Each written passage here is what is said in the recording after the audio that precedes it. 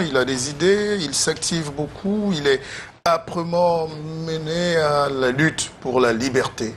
Pour les libertés, j'allais dire. Et Bandakani, c'est un honneur aussi de vous avoir dans 90 minutes politiques. Bienvenue. Vous ne m'empêcherez pas de retourner l'honneur aux journalistes et hommes politiques. Oui. Candidat à l'élection présidentielle, il faut assumer ça maintenant. Bien sûr, il y a... On ne peut pas déconnecter on ne va pas se dédire. On ne va pas déconnecter ça. Donc c'est un immense plaisir, n'est-ce pas, d'être là. Je salue mon ami, du coup. J'apprécie la prémonition qui va se réaliser. Hein. Merci. Qui va se réaliser. Je salue tous vos millions de téléspectateurs dans le monde entier. Canal 2, c'est une chaîne internationale. Regardez dans le monde entier. Tout à fait. Je voudrais saluer tous les téléspectateurs qui nous regardent. Une fois de plus, c'est un immense plaisir d'être sur ce plateau.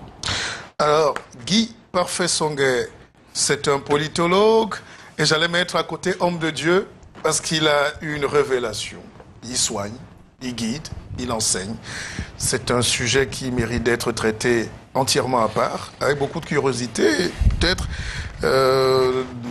d'intrigue aussi et de compréhension. Merci Guy Parfait de venir et c'est rare vos sorties surtout en ce moment. Merci Martial Bissoc. Bonjour aux téléspectateurs de Canal 2. Ça fait longtemps qu'on n'avait pas fait de direct à Canal 2. Il m'agrée d'être là parce que de toute manière, toutes ces casquettes, je les porte bien. L'homme de Dieu sert une royauté qui s'intéresse à tous les compartiments de la vie humaine. Il y a une petite chose peut-être qu'il faudrait que les uns et les autres corrigent. Il faudrait que les hommes cessent de croire qu'il y a des compartiments de leur vie qui ne concernent pas Dieu. Et il faut qu'ils cessent de coincer Dieu dans le carcan religieux. Dieu est en tout. Dieu est dans tout. Donc si vous croyez qu'il y a, par exemple, la politique dont Dieu ne s'intéresse pas, c'est que vous ne savez pas qu'il s'agit du vrai Dieu, le Dieu créateur. Donc je suis tout à fait à l'aise dans ma casquette d'homme de Dieu et de politologue parce que tout cela fait partie du service à Dieu, de bien faire son travail là où on est. Bon, maintenant, le terme révélation, c'est bien plus que ça. Les gens qui viennent chez moi le dimanche à midi ou les patients que j'ai à travers le monde qui sont suivis soit depuis mon mur Facebook, soit depuis mon site internet www.guyparfaitsongué.com savent que c'est au-delà de la révélation. J'ai une succession de dons qui ont été allumés, qui sont effectifs. Effectivement, le don de guérison, à la base, il y a le fait de pouvoir faire les prédications, ce qu'on appelle le don d'évangélisation, où il y a des enseignements assez spécifiques qui sont révélés parce que je ne fais que transmettre ce que le Seigneur me donne. Il y a le don de prophétie, il y a le don de délivrance. Ceux qui viennent chez moi savent qu'on gère même des cas de possession, donc c'est loin d'être une rumeur ou quelque chose de léger. On est en train d'assister à la mort de l'enseignant pour la soutane. Il se trouve que l'enseignant reste vivant. Guy Parfait, on revient. Permettez-nous de faire le tour. Vous aurez la parole, évidemment, parce qu'on va terminer avec Samuel Zoquet, qui est évidemment un analyste politique, ingénieur agronome à la base et consultant. Et il mène bien ses activités. Bonjour Samuel. Bonjour M. Bissoc, bonjour à l'ensemble du panel qui vous accompagne ce midi. Bonjour à l'ensemble des téléspectateurs dissimulés dans le monde qui ont pris l'habitude de regarder ce programme qui est véritablement un jeu de neurones et une tribune où on essaie de débattre des questions politiques. Alors, le premier thème, Cameroun, le thermomètre. J'allais d'ailleurs dire, quand je venais tout à l'heure, que Cameroun, l'effondrement, mais certains hystériques allaient peut-être nous traiter d'alarmistes. Non, mais il y a effondrement. Effondrement physique, et puis intellectuel, mental, effondrement politique d'un système, et ça nous intrigue. Ça intrigue la communauté internationale, et puis on va commencer justement par l'effondrement au stade, déjà. Bien évidemment, c'est la petite goutte d'eau qui est à mettre à l'actif d'un régime vieillissant et croulant qui dirige ce pays depuis 37 ans. Vous voyez que le stade Omnisport qui était en cours de rénovation a défrayé la chronique dans la journée de vendredi ou jeudi, en matinée. On nous a annoncé qu'effectivement, il y a eu affaissement d'une aile de la tribune présidentielle du stade Omnisport de Yaoundé et que dans l'intervalle, on a enregistré un mort et plusieurs blessés graves. malgré les visites multipliées ces jours-ci, j'avais envie de dire, d'appeler ça des sorties plutôt médiatiques et proches du vouloir, du paraître. Malgré toutes ces sorties du PM, on a véritablement du mal à croire qu'effectivement le Cameroun pourra véritablement abriter la compétition de la CAN de 2016 qui est prévue vers la fin de l'année. Et donc, on assiste encore une fois à une sorte d'improvisation. On est à la veille, pratiquement à quelques mois d'une échéance sportive continentale de haut niveau. Et les structures, des infrastructures sportives ne sont pas encore à jour. Et voyez-vous, l'incident du stade Omnisport est la démonstration de ce que rien n'a été fait depuis que le Cameroun sait qu'il doit abriter cette phase finale de la CAN féminine, d'abord en 2016 et celle des garçons en 2019. Rien n'a été fait, on fonctionne sur le registre de l'improvisation qui caractérise malheureusement ce système qui est pratiquement en faillite. Et je voudrais à la suite du docteur Guy Parfait Songué indiquer que cet incident qui arrive à l'Omnisport, effectivement, on peut établir un parallèle avec, comme vous l'avez d'ailleurs superbement bien fait, on peut établir donc un parallèle avec le système qui nous gouverne en ce moment, pour tout simplement indiquer que c'est des indicateurs de ce que le régime de M. Biya est pratiquement finissant. C'est un régime qui tâtonne, c'est un régime qui n'a plus rien à proposer aux Camerounais, c'est un régime qui est dépassé par les événements, c'est un régime qui mérite tout simplement d'être rangé dans les placards de l'histoire. Alors, Bandakani, pourquoi aller refaire du neuf sur du vieux? Est-ce que c'est pas cette culture du faux maquillage qui nous a amené un peu là aussi? Monsieur Bissoc, poser la question de savoir pourquoi on fait du neuf avec du vieux, du neuf avec du vieux. J'espère que vous voulez faire de la pédagogie. Vous voulez m'amener à sortir du fond de moi-même. Parce que ce régime n'a pas le choix. Quand vous voyez son émergence historique, parce que c'est un vieux régime. Il a sa deuxième séquence d'évolution. Praïdjo, c'est Biya. Mais c'est le même système politique. Biya a aggravé parce que l'aggravation de la vacuité historique de tel régime est inscrit dans l'évolution. Même si ça avait été Aïdjo qui était trouvé président, on assisterait à ce qu'on voit là. Vous n'avez qu'à voir ce qui s'est passé en Côte d'Ivoire avec le vieux Oufouette et les autres. C'est la structure de ces régimes-là qu'il faut interroger sérieusement si on veut comprendre. Ils ne peuvent que bricoler. Ils n'ont pas d'autre choix. Ça surprend ceux qui se contentent de comptabiliser les effets au détriment des causes. Pour comprendre ce régime, il faut être un bon médecin, c'est-à-dire savoir articuler les effets à la cause. Si vous êtes un médecin, le docteur Papa Songué guéri, il comprend bien ça. Vous êtes médecin et que vous passez votre temps à soigner les effets d'un malade, vous le tuez en douceur. Il faut attaquer la cause, poser le diagnostic, attaquer la cause, et les effets vont disparaître parce que vous avez attaqué la cause. Donc, on est en face d'un système, d'un régime politique qui était condamné dès sa naissance et qui s'est effondré dès le jour où il est né. Vous n'avez qu'à convoquer les grands auteurs historiques. Les Dumont ont écrit des choses que si vous lisez aujourd'hui, vous aurez même honte. Tout ce qui se passe dans les deux Dumont écrit. L'Afrique n'est mal partie. Il décrit quel est le destin de ce type de régime. Régime essentiellement néocolonial. Ce sont des régimes extrêmement néocoloniaux qui n'ont pas vocation à développer le pays, mais plutôt à développer les contradictions néocoloniales pour les mener à leur extrémité. C'est-à-dire, comme au Congo, par exemple, je ne sais pas lequel, j'ai juste pris un Congo au hasard, pour s'assurer de sa longévité, de sa mort au pouvoir, on est prêt à brader le pétrole des Congolais. Mais vous avez tout dit. Le destin des États, comme ceux du Cameroun, c'est de nous reconduire à la colonisation.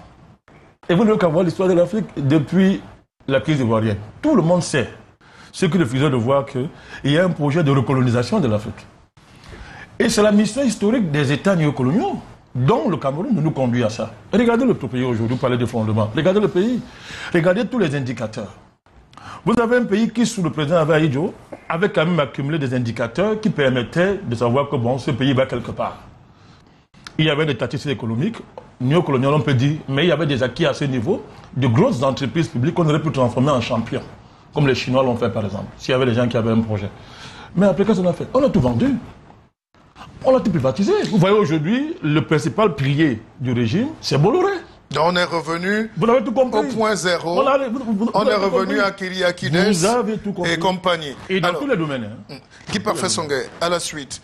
À la suite de ce que Bandakane vient de dire, puisqu'il a ouvert effectivement la problématique là où on devrait l'ouvrir sur un angle clinique, il faudrait s'étonner de voir qu'il y en ait encore qui soient surpris de l'effondrement. Ça fait des années que nous sommes en train de dire que le Cameroun fait partie des pays d'Afrique francophone qui n'ont pas obtenu d'indépendance. Parce que l'indépendance en elle-même était une imposture. On peut le dire autrement. Les fondations du Cameroun sont, pour l'essentiel, la médiocrité. C'est ceux qui ne voulaient pas l'indépendance qui l'ont reçue, ceux qui avaient une vision, qui avaient des convictions, qui avaient vocation à gouverner ont été décimés. La médiocrité ayant été installée au départ, c'est créer le système de médiocratie. C'est devenu un système avec une mécanicité rigide de destruction, d'anéantissement de tout ce qui existe de positif. Les gens médiocres sont comme ça, c'est symptomatique. Ils se méfient de toute forme d'émergence. Ils ont systématisé un mode de recrutement autour du gouvernement et à travers l'État qui a pour précondition la soumission à des sottises et à des bêtises. C'est-à-dire? C'est-à-dire l'appartenance prioritaire à des clans, à des ethnies, à des groupes, à des micro-entités systémiques qui sont claniques, ethniques, politiques ou ésotériques. Et avec le temps, le satanisme étant, parce qu'il faut appeler chat, le satanisme étant, ils ont systématisé cela au-delà du politique, même dans le champ économique. Ils ont laissé pousser des entreprises dans lesquelles pour être recrutés, les préconditions, même dès le départ, sont d'appartenir à une organisation ésotérique. Ils ont amené ces préconditions. Au Cameroun, il n'y avait pas de problème d'homosexualité. Il y avait au départ au Cameroun un problème de soumission à des pratiques homosexuelles pour l'élévation politique. Ils sont partis des pratiques homosexuelles à systématiser l'homosexualité. Alors, cette perversion n'ayant pas de limite, et comme ils pratiquent de façon satanique à un niveau que les populations avec le bon sens commun ne peuvent pas soupçonner, ils ont réussi à noyer même la conscience nationale et à désubstantialiser le peu de nationalisme qui pouvait permettre de sauver le bateau. Avec le temps, le régime Biya, qui est effectivement la continuité du régime Ahidjo, est arrivé à jouir, permettez l'expression, de ses propres bêtises, au point où il n'a aucune chance de trouver des solutions, puisqu'il a veillé lui-même à anéantir tous ceux, et pas seulement tous ceux qui, mais tous ceux qui pouvaient l'aider à se questionner et à se réorganiser, à se réorienter. Maintenant, on est dans une situation où même les aveugles voient que le pays va mal. Les experts comme au Nanguini... Il y a quelques aveugles qui ne voient rien du tout. C'est de la mauvaise foi caractérisée. Ils ne voient rien du tout. Si quelqu'un estime que le Cameroun est un pays qui se porte bien, en l'état de pourrissement que l'on voit dans l'espace public, c'est qu'il est de mauvaise foi. Alors, GPS, Guy Parfait Songhai, on revient à vous dans quelques instants. Samuel Zoké, j'ai suivi sur un plateau, vous êtes d'abord un consultant sportif, et vous avez des responsabilités au sein de l'appareil sportif du Cameroun. Quand on dit par exemple pour sortir, j'ai suivi chez mon ami et frère Bouba Ngomna qu'on dépense plus d'un demi-milliard pour des véhicules alors que les chantiers sont bloqués. Et on vous dit que non, ces directeurs d'administration ont besoin des véhicules pour aller contrôler les chantiers. Moi, j'ai des gens qui m'appellent pour me dire, si ce n'est pas la preuve qu'on est fou, il faut qu'on trouve autre chose. Est-ce que c'est votre sentiment? Parce qu'eux, ils se justifient en disant, mais un directeur ne peut pas transpirer, c'est fait des véhicules de luxe pour aller. Je leur rappelle jusqu'au Rwanda, tout l'État rwandais a 10 véhicules. Et du président jusqu'au dernier ministre. 10 véhicules, le parc automobile, c'est chiffré, c'est vu, et nous, on ne comprend rien. Les gens n'ont rien. Martial Bissok, c'est des comportements inadmissibles dans un pays parce que je suis un peu étonné que ça passe comme s'il n'en était rien. Mais dans un état sérieux, on ne poserait pas de tels actes. Parce qu'il faut déjà noter que les chantiers en question n'existent même pas. Comment est-ce qu'on va trouver des voitures pour des gens qui vont visiter des chantiers ou alors qui vont implémenter des chantiers qui n'existent nulle part? Parce que tout à l'heure, vous parliez de l'effondrement du stade Omnisport Amadou Ahidjo. La tribune présidentielle. Oui, et on arrive à ce stade alors que préalablement, on devrait construire un stade à Yaoundé, qu'on a même appelé le stade Paul Biya. Et ce stade, à l'heure où nous parlons, rien n'a encore commencé. Et c'est de la pure sorcellerie. C'est M. Guy Parfait Songhé qui aime souvent cette expression, et elle est réelle. Allez du côté de Yassa. Il y a un stade qui doit être construit là-bas et on est au deuxième site. Ça veut dire qu'on a préalablement choisi un site qui s'est avéré être inapproprié pour la construction d'un stade. On est allé à un second site qui n'arrive pas aujourd'hui à être matérialisé et où on voit l'effectivité des activités. Et vous savez que la Coupe d'Afrique des Nations, pour la version masculine, c'est en 2019 et en janvier. Ce qui voudrait dire que si on veut être dans un tableau de bord, on pouvait considérer que c'est une activité qui se réalisera en 2018. Et la construction d'un stade, tous les experts sont unanimes là-dessus, c'est 36 mois minimum. Dans un pays où on travaille le jour et la nuit. Or, au Cameroun, nous connaissons le rythme de travail.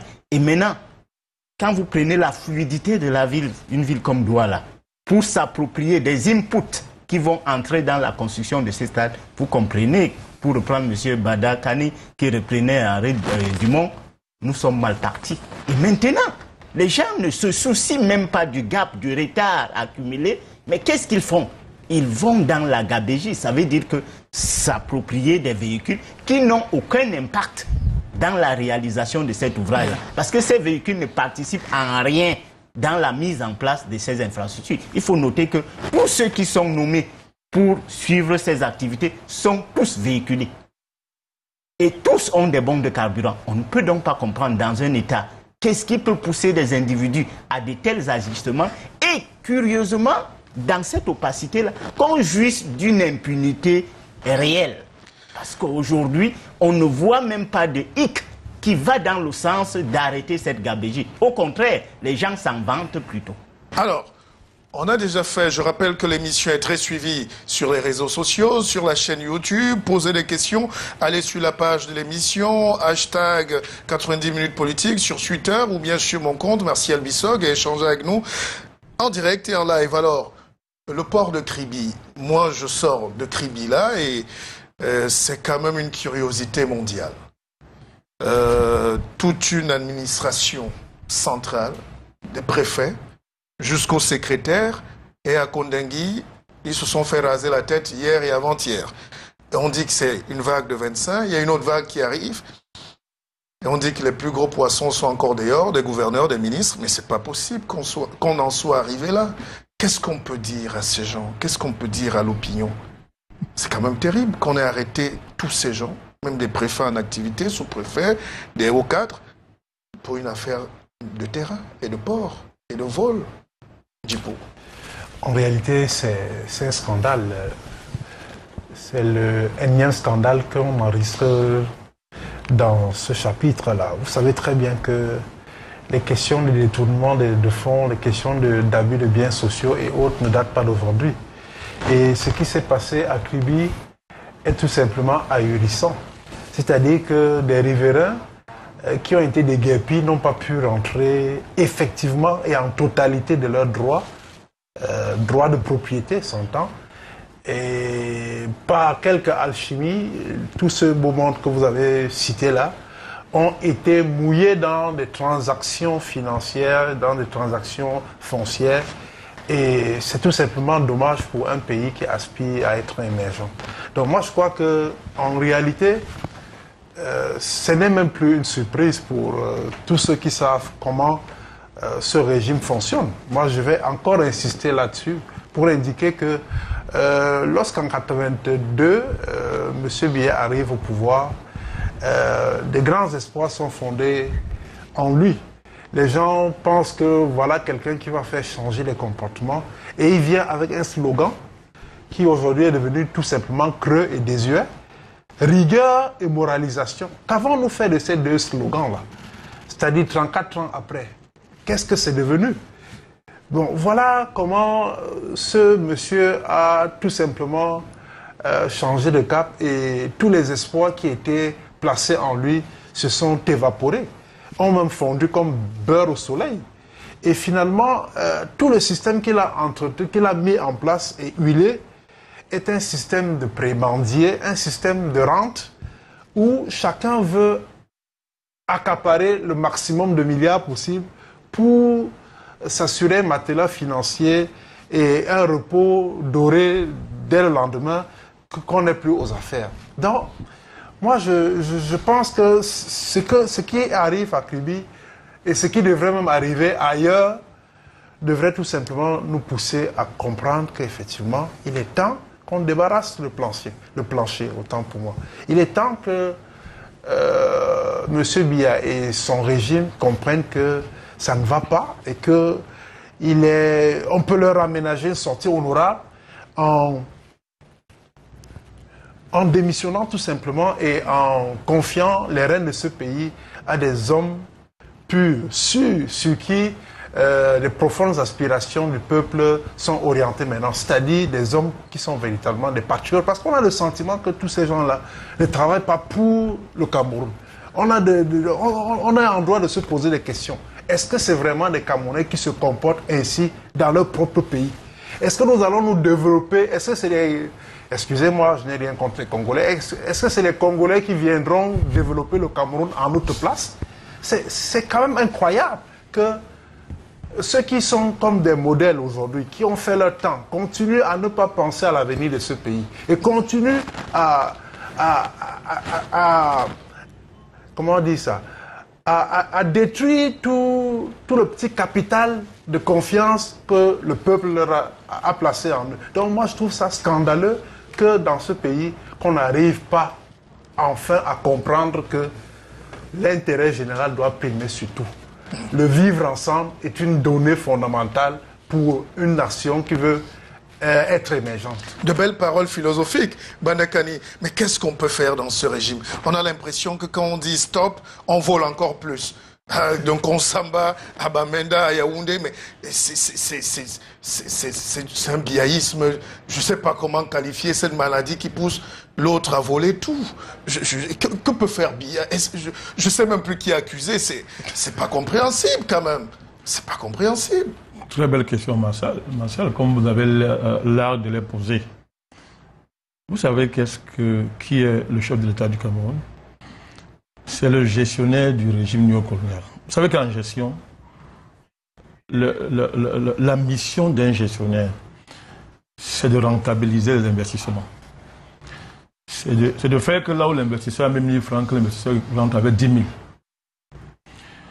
Je vous dis que le régime néocolonial, l'investissement néocolonial qui a été fait dans les pays africains par la France, il ne faut pas oublier ça, on ne va pas parler de ce régime sans parler de la France. Non, allez-y, hein, personne ne vous a coupé. Non, je sais que c'est un plateau extrêmement libre ici. Si mon plateau ne peut plus s'exprimer, on ne s'exprimera plus nulle part ailleurs. Rassurez-vous. On se battra jusqu'à la mort. Je confirme cela parce que je connais ta trajectoire en matière de journalisme. Donc, j'étais en train de dire que l'investissement néocolonial français dans les 14 pays qui sont le précaré doit être fructifié. Et vous avez des gestionnaires qui sont là pour fructifier.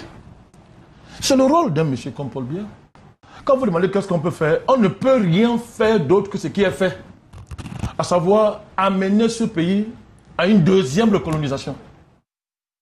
C'est de cela qu'il s'agit, Martial Bissok. Alors tout à l'heure, mon ami Djipou était en train de poser. Il s'étonnait, mais Comment c'est possible? Mais ce régime-ci, depuis son origine, il est consubstantiellement corrompu. Son essence même, c'est la corruption. Vous savez comment, quand on veut faire un enfant, il y a des mécanismes pour faire un enfant. On connaît ça, nous sommes des parents ici. Ce qui se passe dans les familles, c'est reproduit au niveau de l'État. Il y a des mécanismes pour produire un type d'État. Si vous voulez produire un État vampire, il y a des méthodes pour le faire. Vous voulez produire un État de progrès, il y a des méthodes pour le faire. Dans le cas du précaré, c'est la technique de production des États vampires. Des États qui mangent, c'est-à-dire qui prospèrent en mendiquant leur peuple. Je parle de la mendication de pouvoir. Le temps qui professeur ne peut comprendre ça. On était dans la sorcellerie. Pourquoi lui seul? Non, je dis parce que bon, lui, il a fait ça clairement. Je dis pour comprendre bien. Et mon ami Zoké comprend bien, toi aussi. Donc je dis que c'est un État qui mendique son peuple.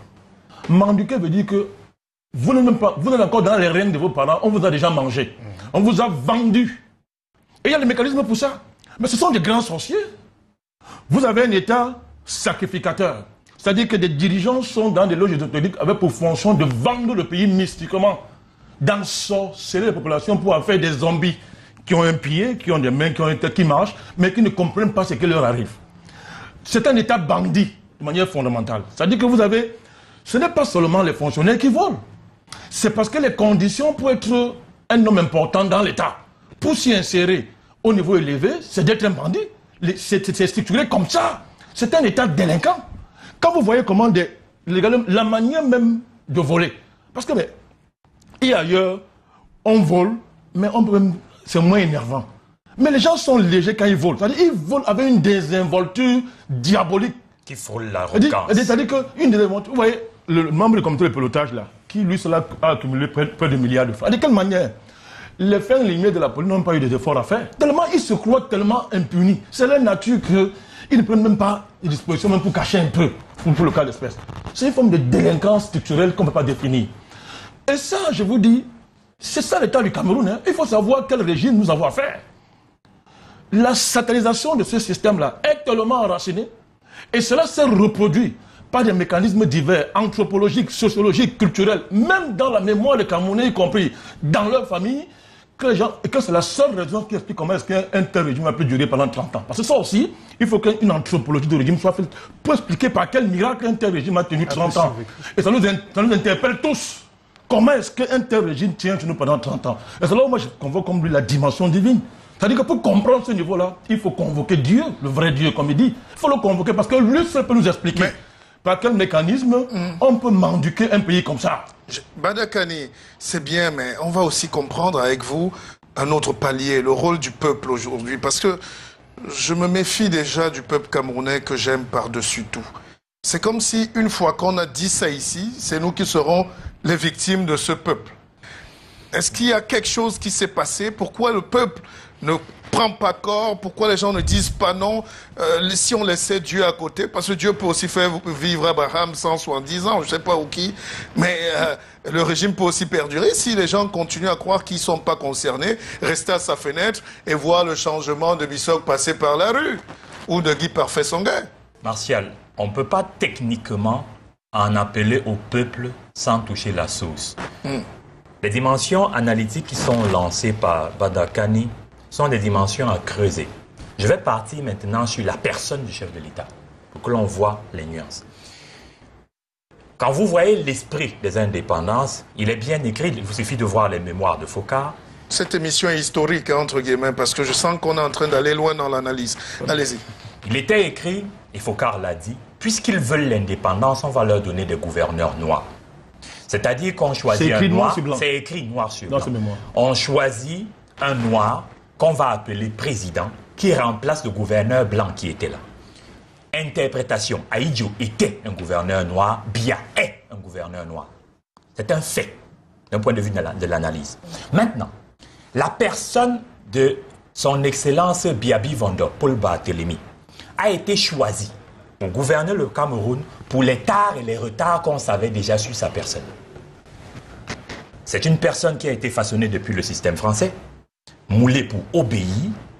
Il a fait 20 ans d'administration. Les gens qui veulent critiquer souvent M. Biya oublient qu'il a fait 20 ans d'administration au sommet de l'État, avant de devenir président de la République. Et donc, vous voulez le dédouaner? Non, je suis en train d'expliquer que je suis un analyste. Okay.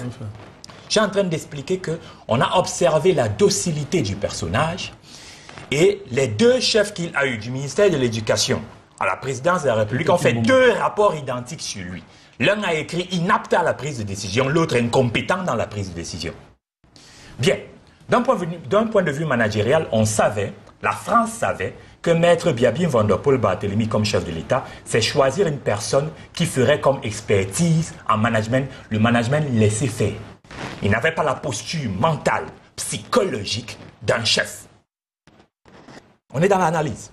Donc, à partir de ce moment, tout ce qui s'est passé, partant du coup d'État en 1984, allait parfaitement en harmonie avec leurs prévisions. Il a été déstabilisé dans le peu d'autonomie décisionnelle qu'il avait en pensant tout simplement qu'il lui faut défendre désormais son poste. Ça veut dire que quoi? M. Biya a développé une seule expertise en 34 ans de pouvoir, c'est comment rester là.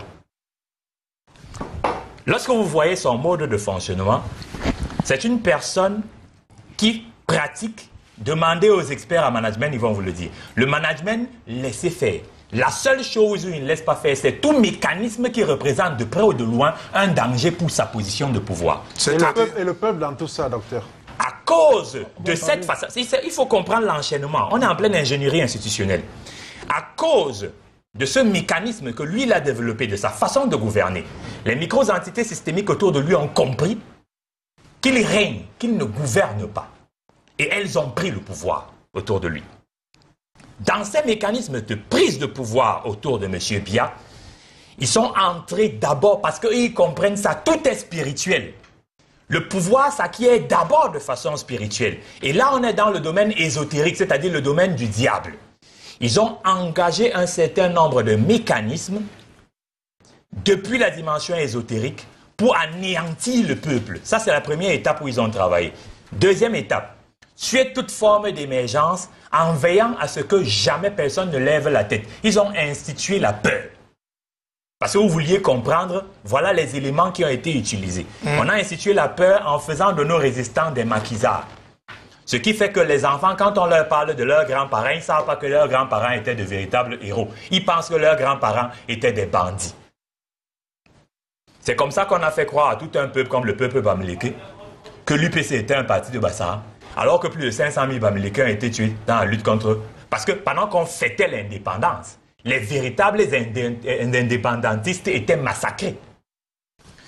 D'abord, la peur a été utilisée comme instrument d'anéantissement de toute forme d'émergence. Ensuite, c'est systémique de recrutement conditionné.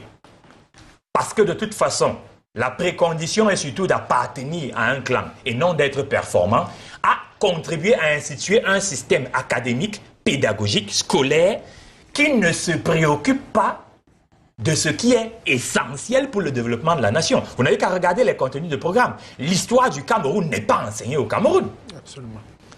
C'est comme ça aussi qu'on a réussi à intégrer autre chose, la division à travers le tribalisme. C'est l'une des plus grosses sottises qu'on a mises dans l'esprit des gens. Enseigner par exemple que le Cameroun a 250 langues ou je ne sais pas quoi, ça n'a pas de sens.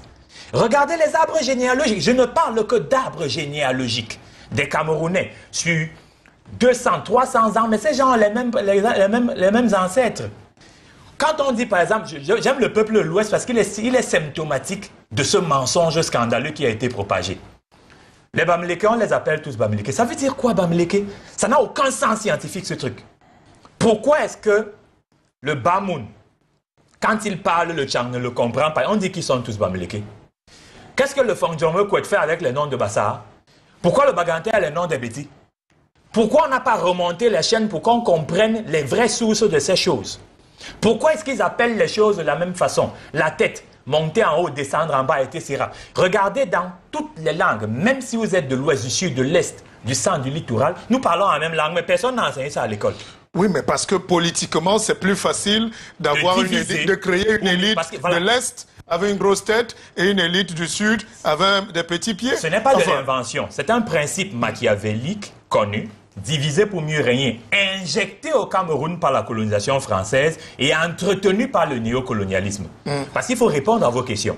Permettez que je Allons-y, finisse. oui. 30 secondes qui parfait. La population a été manipulé à des niveaux, on ne peut même pas le soupçonner. Au point où même quand les gens ont la lucidité de constater qu'il y a des dysfonctionnements, ils n'ont même pas la densité, l'épaisseur nécessaire pour réaliser ce qui leur arrive.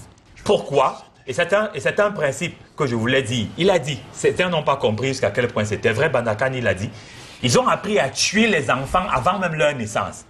Ils l'ont fait au niveau ésotérique, ils l'ont fait au niveau pédagogique, ils l'ont fait au niveau politique, ils l'ont fait au niveau économique. Pourquoi? Et c'est peut-être ça que certains ne voient pas. Créer la misère est l'une des meilleures manières de soumettre un peuple. Justement, alors Samuel Zoké, quand on regarde aujourd'hui ce peuple camerounais, moi j'ai mal. Les gens nous disent, vous vivez bien, vous voulez que les autres... Bon, c'est tout un discours très primaire et grégaire que j'écoute comme ça. Mais on ne peut pas regarder ce peuple aujourd'hui sans avoir un pincement dans le cœur. Nous qui, du haut de nos 4x4, du haut de nos V8, du haut de nos 28 immeubles, quand on passe dans la rue, il y a un message que les gens nous passent dans les quartiers. C'est invivable. Qu'est-ce qu'on peut ressentir, à moins qu'on soit insensible, comme tous ces voleurs, tous ces boss, ces pillards, ces petits gens de rien du tout finalement. D'abord, M. Bissok, on a institué un régime de la peur. Ça veut dire que, quoi qu'on dise, on va tout maquiller dans ce pays, mais le Cameroun est un État totalitaire. Et c'est un État arbitraire. Vous voyez par des manifestations. Ça veut dire que le pouvoir est tel qu'il faut pratiquement écraser tout individu. Et ça a mis la peur dans la conscience du peuple camerounais. Et l'autre chose, M. Guy Parfait-Songhé l'a dit, c'est la clochardisation systématique de l'ensemble des Camerounais. Parce qu'aujourd'hui, quand vous voyez ce qu'on appelle cadre dans les multinationales, leur salaire, c'est une sous-traitance qui traite leur salaire et qui paye à la fin du mois. Ils n'ont même pas de cotisation à la CNPS. C'est pour ça que la CNPS a risqué de faire faillite s'ils n'avaient pas mécaniquement essayé d'amener... Ça veut dire qu'on va prendre une société, faites-moi un procès si vous voulez... Société de placement du personnel. Oui. On va vous licencier de la multinationale et c'est la société de prestation qui va vous recruter et qui va maintenant vous vendre à la multinationale. Et au quartier, on va vous appeler cadre parce que vous avez une voiture grossière de branding. Vous n'en êtes pas. Le jour où vous perdez votre emploi, c'est là où on se rend compte que c'était une coquille vide. Et cette clochardisation, lorsqu'on a commencé par les masses les plus inférieures, les autres qui s'estimaient être des cadres ont cru qu'ils étaient à l'abri. C'est la même chose quand on dit aujourd'hui que nous avions cette administration des délinquants. C'est quoi? C'est la clochardisation du fonctionnaire au Cameroun. Quand vous voyez la rémunération de ceux qui nous dirigent, si c'est ça, si c'est de ça qu'ils devraient vivre, je dis tout le monde... Mais est-ce que c'est pour ça qu'on va partir de 100 000 à 1 milliard dans sa poche? Voilà les causes, M. Bissok. Lorsque les gens ont accepté d'être payés en monnaie de singe dans la haute administration, parce que personne aujourd'hui dans la haute administration ne peut avoir 500 000 francs de salaire, ça il faut le savoir, jusqu'au ministre. Et curieusement, les gens ont développé des mécanismes de soustraction de la fortune publique. Et ces mécanismes, ils les ont institutionnalisés. Et c'est ce qui fait aujourd'hui que les gens ont pratiquement fait du banditisme une religion, une pratique, et ils ne se donnent même plus de limites. Quand vous prenez le cas de Kribi, M. Bissok, et l'autre chose, j'allais en venir, c'est que dans la gestion de nos États, les rôles ne sont pas bien clarifiés. Vous avez ce qu'on appelle un éparpillement des rôles et vous avez même ce que j'ai un chevauchement. Prenez même les ministères, prenez des questions de gestion d'environnement. Vous allez trouver 10 ministères qui s'agglutinent là, personne ne fait rien. Et c'est ce qui fait que la gestion du terroir aujourd'hui, vous avez l'administration territoriale qui est au début et à la fin. Comment un sous-préfet peut être celui qui va faire les descentes pour matérialiser les terrains? C'est lui qui va constater la rémunération qu'on doit accorder à ceux qui ont été déguerpis et c'est lui qui doit venir verser cet argent aux bénéficiaires. Grossièrement, ils ont l'argent liquide sur leur table. Et curieusement... Et un des gars m'a dit, je ne vous coupe pas, que mais, M. Bissok, on ne peut pas toucher le miel sans en garder un peu au bout des doigts. Si j'étais un officier, un procureur, ben bon, allez-y. Donc, M. Bissok, vous voyez donc un seul individu est ordonnateur de la dépense. C'est lui qui exécute la dépense, c'est lui qui analyse la qualité de la dépense, c'est lui qui contrôle. Juge Donc, de l'opportunité. alors, justement, Et curieusement, oui. c'est la même personne qui se retrouve donc au début et à la fin. Les gens se sont attribués les terres à crédit alors qu'ils ne sont pas originaires des villages où il y a eu... Mais comment vous pouvez avoir un cette- port prospère si ceux qui ont le sang et le nombril là sont spoliés et volés? Mais c'est de la malédiction. Alors, Dipou, qu'est-ce qu'on peut faire? On a tous dit de très belles choses qui vont rester. Oui, vous allez revenir, mais qu'est-ce qu'on peut dire puisqu'on est en train de courir dans cette gabégie, dans cette hymne à la gabégie au Cameroun et à l'impunité? Je voudrais m'intéresser au rôle du peuple camerounais. Parce que dans cette affaire, je crois que tous les voyants indiquent clairement qu'il n'y a plus rien à faire. Le régime est pourri, le système est compromis, de la tête aux pieds. Les hommes ne sont plus crédibles. Peut-être avec la nouvelle classe politique que vous représentez, vous êtes probablement l'une des fiertés de la jeunesse camerounaise, ce qui converge les aspirations du peuple profond.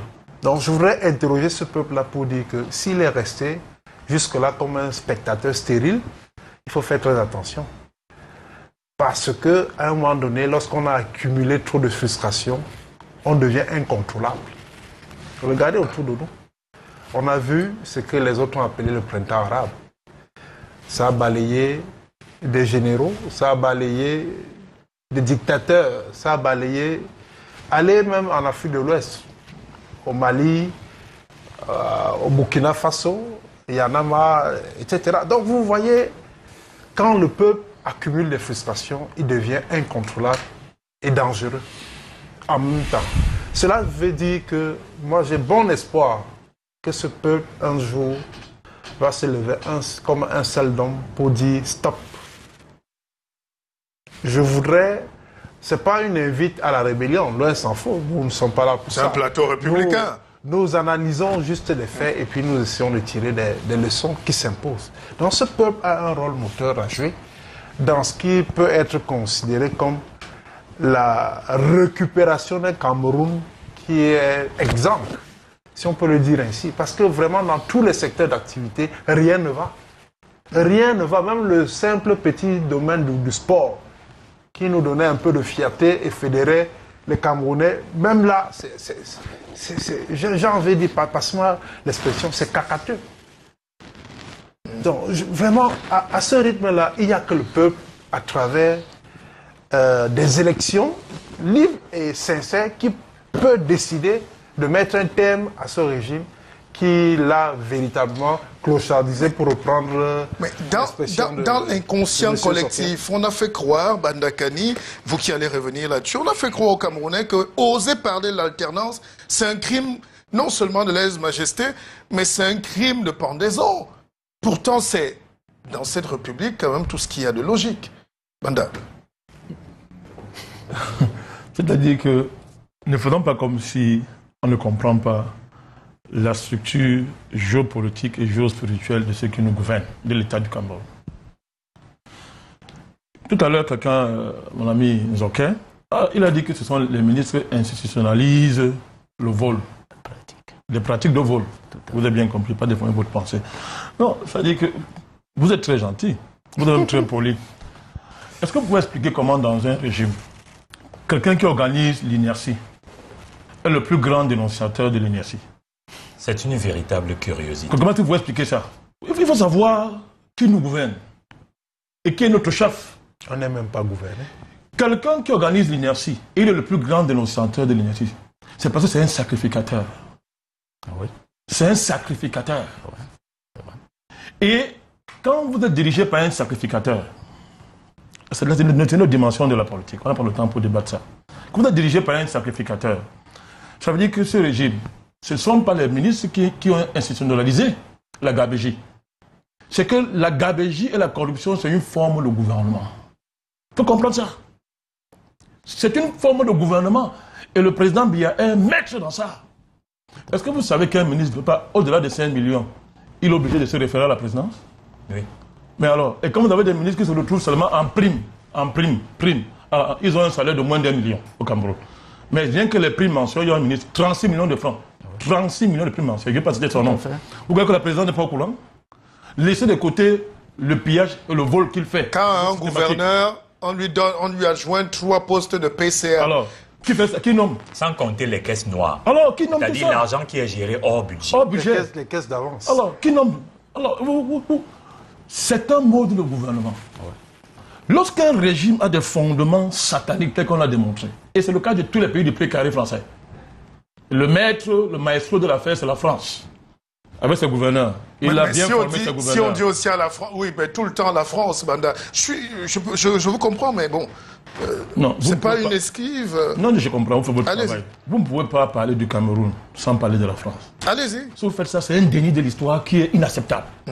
Je sais que c'est pas facile chez nous ici. Il y a des campagnes terribles pour empêcher ça, mais vous ne pouvez pas. C'est un fait historique. La trame de l'histoire camerounaise se confond avec le fait La France, c'est cette grande patrie de droits de l'homme, de Rubichon. Oui, tout à fait. Grande partie des droits de l'homme pour les Français, mais patrie assassine pour les autres peuples. Ok. Toute l'histoire du Cameroun et des pays du précaré, c'est une histoire où vous allez monter et descendre. C'est une affaire, c'est un conflit mortel, géohistorique avec la France. C'est un fait. Ça ne veut pas dire que je suis anti français. La bagarre va... Donc, on va lutter. Non. On va sauf que lutter. On n'a pas le choix. Alors, je vais revenir. Alors, je vous dis que vous voyez donc que ce n'est pas... C'est le cœur de l'État. Et ne peut que gouverner que par la corruption. Mais c'est qu'à un moment donné, c'est le cas de l'opération épervier, on va choisir. Il y a 2 types de personnes qui vont en prison. Alors, moi qui le dis, je soutiens l'opération épervier, pas parce que j'aime trop la tête du président, mais parce qu'il vaut mieux ça que rien du tout. Alors, 2 types de personnes vont en prison. Ceux qui menacent le pouvoir, à un moment donné, politique constitue un danger. C'est-à-dire qu'ils se sont tellement enrichis au point où, pour protéger leur richesse, ils doivent conquérir le pouvoir politique, c'est bien dangereux. Et il y a ceux qui, à un moment donné, lorsque le régime est menacé, il faut sacrifier. Il faut sacrifier, on prend 3, 4, 5, on met en prison. Voilà, c'est-à-dire, voilà la logique. comme les gens qui sont à Kondengui, là maintenant, parce qu'à côté les préfets qu'on a pris, clair. ils vous disent, mais pourquoi on laisse le gouverneur, pourquoi on laisse le ministre, pourquoi on laisse... Sans les dédouaner, ils doivent aller en prison, mais pendant qu'on les met en prison, il y a les gens qui volent tous les jours à côté du chef de l'État. Tout à fait. On ne les arrête pas, tous les jours ils sont là, on les connaît, on ne les touche pas. Parce qu'ils sont au cœur de la structure géospirituelle qui tient le pays. Maintenant, je reviens à la notion du peuple. On va parler du peuple. Marcel Bishop, faisons attention quand nous parlons du peuple camerounais. D'abord, sur le plan même de la science politique. Il n'y a pas de peuple sans la dialectique. C'est-à-dire wagon-locomotive entre les leaders, entre le leadership politique et les masses laborieuses qui le suivent. Donc quand on parle de peuple, pour qu'il y ait peuple, il faut ces deux piliers-là pour parler du peuple. Le peuple est une construction. On fabrique un peuple. Tout à l'heure, il y a ce qu'on appelle dans un langage les structures organiques de l'État, ou bien les appareils organiques d'État. C'est Gramsci qui a travaillé dessus. C'est-à-dire que ce sont des appareils qui fabriquent un peuple, qui fabriquent un type de population correspondant aux besoins du régime. C'est comme une usine industrielle. On fabrique un peuple à un moment donné. Donc il y a eu une fabrication à partir d'un moment donné d'un type de peuple correspondant à ce que le régime RDPC voulait pour le Cameroun. C'est pour ça qu'à un moment donné, des années 80, on vous généralise à tous les points de rue les bars. On généralise la débauche. On généralise la médiocrité dans tous les endroits. Vous allez dans un lycée public. Moi, ma fille est dans un lycée public, ici, de quoi je parle. Les professeurs, de façon systématique, si on prend ce cas précis, n'enseignent plus dans les cours normaux, les cours réguliers. Chacun a un cours de répétition où il donne ses vrais cours.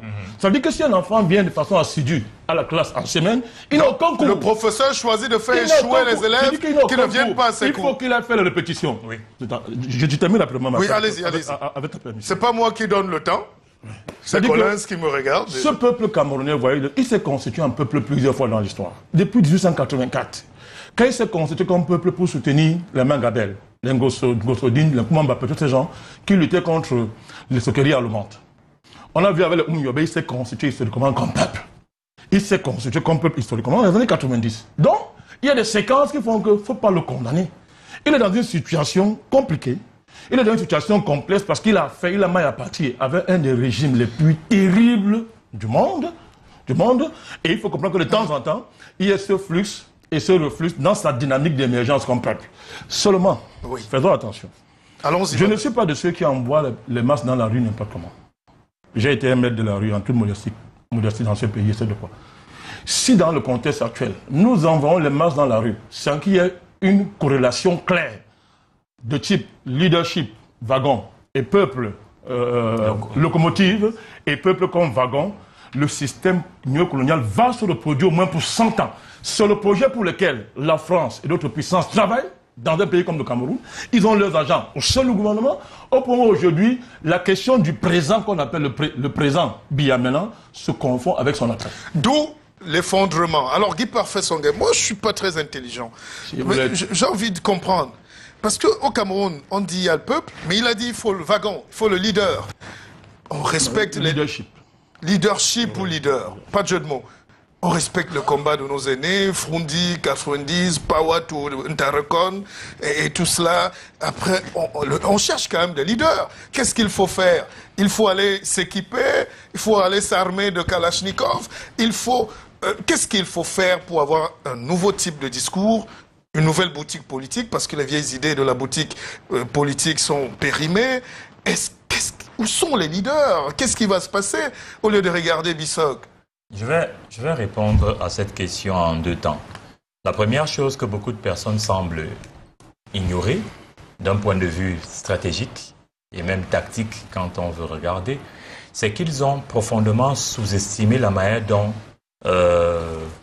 l'État du Cameroun fonctionne. On n'enseigne pas ça à l'école, ces choses-là. Il n'y a aucun enseignement de sciences politiques qui va vous montrer comment l'État fonctionne. Ils ont sous-estimé d'abord la puissance des services de renseignement qui sont utilisés prioritairement pour anéantir toute forme d'émergence.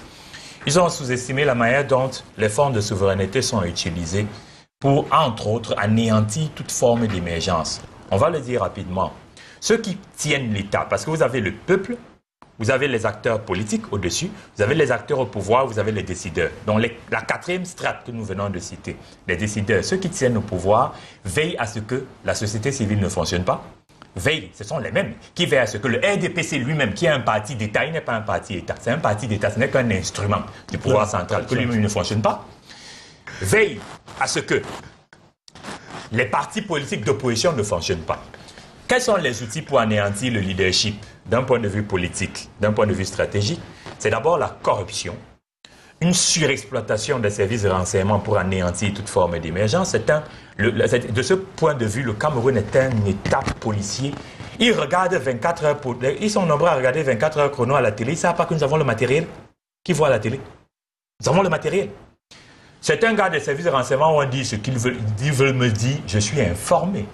Je sais même quelles entreprises ont livré le matériel. Je ne suis pas en train de dire les choses conditionnelles. Puisque je suis en tant que consultant, j'ai été consulté pour beaucoup de problèmes secrets, sensibles dans ce pays. Donc on peut pas, même si quelqu'un a de hautes responsabilités dans les renseignements, il ne va pas mentir. Je passe. Il nous reste 4 minutes. Je continue. Vous avez l'obligation de réserve, docteur. Non. C'est pas ça qui les a poussés à vouloir m'assassiner.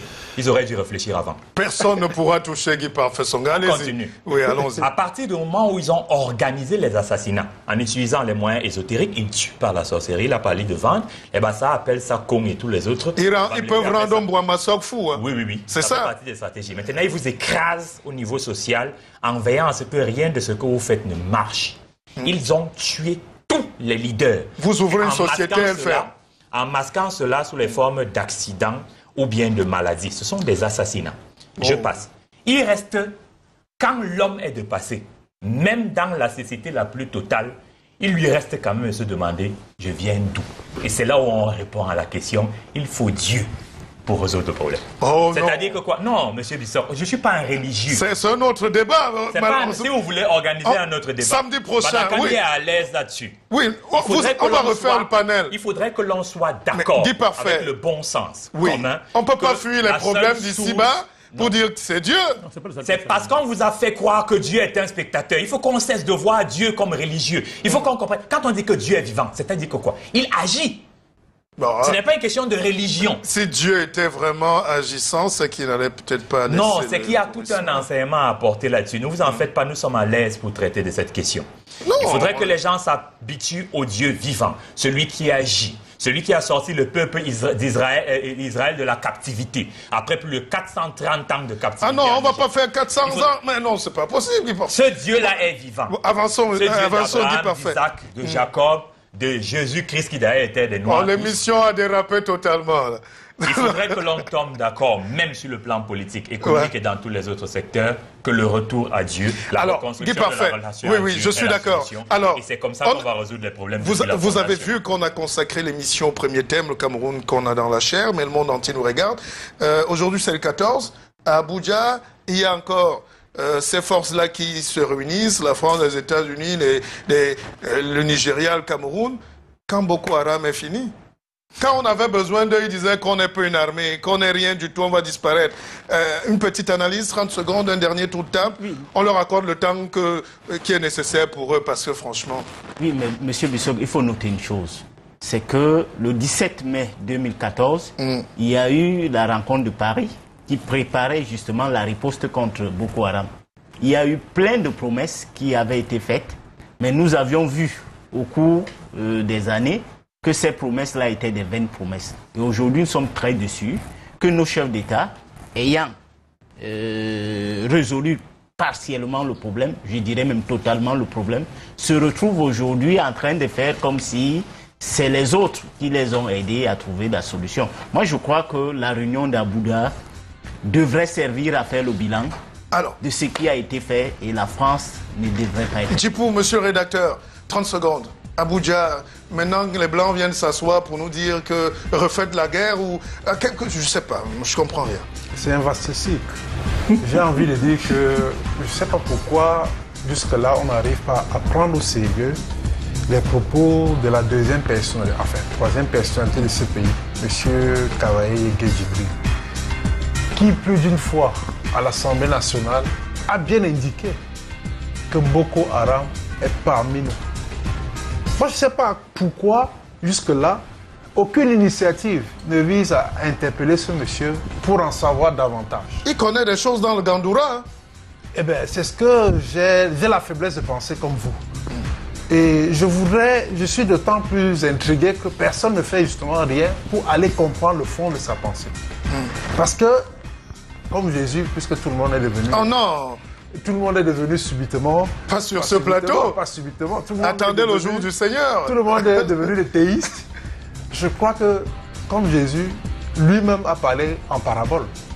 Et c'était aux autres, ceux qui pensent qu'ils travaillent pour le renseignement, ceux qui pensent qu'ils travaillent pour la sécurité de ce pays, devraient approcher ce monsieur pour creuser et comprendre vers où s'orienter sa pensée. Au lieu de filer Guy Parfait Songa, alors Badakani, on est en train de partir. Rapidement, je dirais d'abord, ne t'inquiète pas.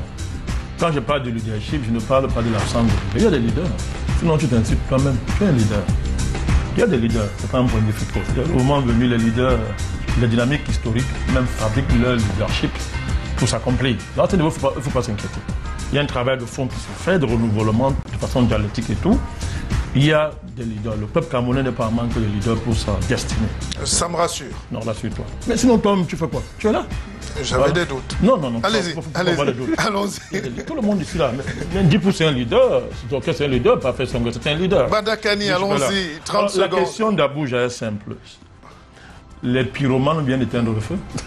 Les pyromanes, un des plus grands représentants de la pyromanie mondiale internationale, monsieur le président Hollande, est à Abuja. C'est le pyromane qui vient éteindre le feu. Ce qu'on déplore, c'est quoi? C'est que pour faire ça, il est entouré par ses représentants, ses satrapes, pour être impoli, envers le chef d'État, les gens qui jouent ce jeu. Bon, allez, on va partir. Guy Parfait, on est en train de partir. Abuja, c'est fini, ça recommence. Nous sommes les dessins animés des petits gens là. Une mise en scène une fois de plus pour continuer à pérenniser le pillage d'un continent conquis depuis 5 siècles et dont on dit qu'il est pauvre. Étonnant, n'est-ce pas, de venir en permanence voler chez nous et dire que c'est nous les pauvres. Allez, merci. Samedi prochain, soyez plus nombreux parce qu'on a battu les records d'audience. Ça a été avec le concours d'Alain Djipou, rédacteur en chef du Messager, le Messager qui m'a ouvert les tribunes aujourd'hui. Enfin, il faut donner la parole aux gens pour qu'ils soient écoutés, surtout ceux qui sont porteurs des projets de société. Merci Bandakani. Votre devoir m'interpelle. Vous êtes un patriote. Merci à Guy Parfait Songuet. Revenez sur Terre de temps en temps. Vous vivez au ciel déjà. Allez, Samuel Zoké. Merci. Ciao, ciao.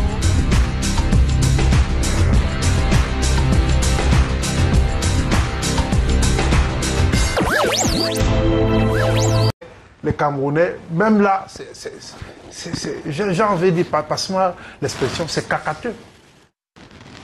Donc, vraiment, à ce rythme-là, il n'y a que le peuple, à travers des élections libres et sincères, qui peut décider de mettre un terme à ce régime qui l'a véritablement clochardisé, pour reprendre dans l'inconscient collectif, on a fait croire, Bandakani, vous qui allez revenir là-dessus, on a fait croire aux Camerounais que oser parler de l'alternance, c'est un crime non seulement de lèse-majesté, mais c'est un crime de pendaison. Pourtant, c'est dans cette République quand même tout ce qu'il y a de logique. Banda. C'est-à-dire que ne faisons pas comme si on ne comprend pas la structure géopolitique et géospirituelle de ceux qui nous gouvernent, de l'État du Cameroun.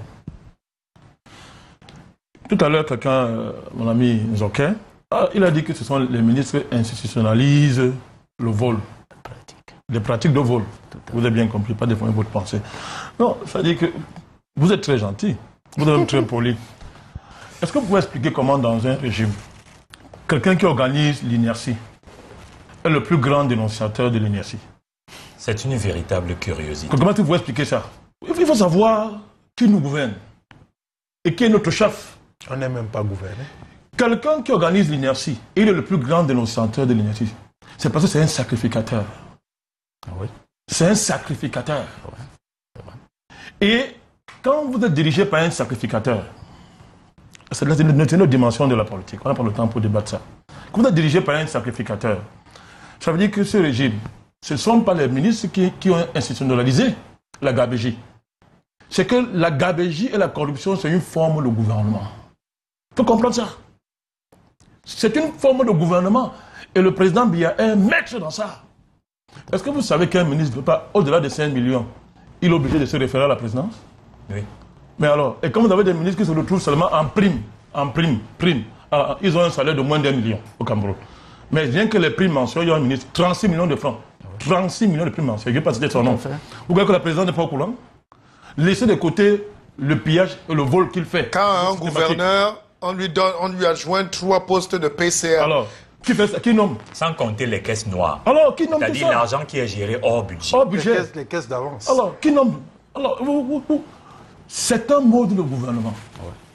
Lorsqu'un régime a des fondements sataniques, tel qu'on l'a démontré, et c'est le cas de tous les pays du précaré français, le maestro de l'affaire, c'est la France. Avec ses gouverneurs. Il a bien formé ses gouverneurs. Si on dit aussi à la France, oui, mais tout le temps la France, Banda. Je vous comprends, mais bon, c'est pas une esquive. Non, je comprends, vous faites votre travail. Vous ne pouvez pas parler du Cameroun sans parler de la France. Allez-y. Si vous faites ça, c'est un déni de l'histoire qui est inacceptable. Je sais que ce n'est pas facile chez nous ici. Il y a des campagnes, on n'a pas peur. Il y a des campagnes terribles pour empêcher ça, mais vous ne pouvez pas. C'est un fait historique. La trame de l'histoire camerounaise se confond avec le La France, cette grande patrie de droits de l'homme, de Rubichon. Oui, tout à fait. Grande patrie des droits de l'homme pour les Français, mais patrie assassine pour les autres peuples. Ok. Toute l'histoire du Cameroun et des pays du précaré, c'est une histoire où vous allez monter et descendre. C'est une affaire, c'est un conflit mortel, géohistorique avec la France. C'est un fait. Ça ne veut pas dire que je suis anti-français. La bagarre va... Donc, on va lutter. Non. On va sauf que lutter. On n'a pas le choix. Alors, je vais revenir. Alors, je vous dis que vous voyez donc que ce n'est pas... C'est le cœur de l'État. Et ne peut que gouverner que par la corruption. Mais c'est qu'à un moment donné, c'est le cas de l'opération Épervier, on va choisir. Il y a 2 types de personnes qui vont en prison. Alors, moi qui le dis, je soutiens l'opération Épervier, pas parce que j'aime trop la tête du président, mais parce qu'il vaut mieux ça que rien du tout.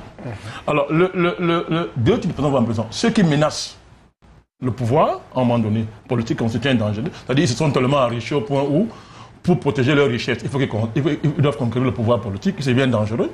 Et il y a ceux qui, à un moment donné, lorsque le régime est menacé, il faut sacrifier. Il faut sacrifier, on prend 3, 4, 5, on met en prison. Voilà, c'est-à-dire, voilà la logique. Comme les gens qui sont à Kondengui, là maintenant, parce qu'à côté les préfets qu'on a pris, ils vous disent, mais pourquoi on laisse le gouverneur, pourquoi on laisse le ministre, pourquoi on laisse... Sans les dédouaner, ils doivent aller en prison, mais pendant qu'on les met en prison, il y a les gens qui volent tous les jours à côté du chef de l'État. Tout à fait. On ne les arrête pas, tous les jours ils sont là, on les connaît, on ne les touche pas. Parce qu'ils sont au cœur de la structure géospirituelle qui tient le pays. Maintenant, je reviens à la notion du peuple. On va parler du peuple. Martial Bissok, faisons attention quand nous parlons du peuple camerounais. D'abord, sur le plan de la science politique. Il n'y a pas de peuple sans la dialectique. C'est-à-dire wagon-locomotive entre les leaders, entre le leadership politique et les masses laborieuses qui le suivent. Hein. Donc quand on parle de peuple, pour qu'il y ait peuple, il faut ces deux piliers là, pour parler du peuple. Le peuple est une construction. On fabrique un peuple. Tout à l'heure, il y a ce qu'on appelle dans un langage les structures organiques de l'État, ou bien les appareils organiques d'État. C'est Gramsci qui a travaillé dessus. C'est-à-dire que ce sont des appareils qui fabriquent un peuple, qui fabriquent un type de population correspondant aux besoins du régime. C'est comme une usine industrielle. On fabrique un peuple à un moment donné. Donc il y a eu une fabrication à partir d'un moment donné d'un type de peuple correspondant à ce que le régime RDPC voulait pour le Cameroun. C'est pour ça qu'à un moment donné, des années 80, on vous généralise à tous les points de rue les bars. On généralise la débauche. On généralise la médiocrité dans tous les endroits. Vous allez dans un lycée public. Moi, ma fille est dans un lycée public, c'est de quoi je parle. Les professeurs, de façon systématique, si on prend ce cas précis, n'enseignent plus dans les cours normaux, les cours réguliers. Chacun a un cours de répétition où il donne ses vrais cours. Ça veut dire que si un enfant vient de façon assidue à la classe en semaine, il n'a aucun cours. Le professeur choisit de faire échouer les élèves qui ne viennent pas à ses cours. Il faut qu'il ait fait la répétition. Oui. Je termine après-moi. Oui, allez-y. Avec ta permission. C'est pas moi qui donne le temps.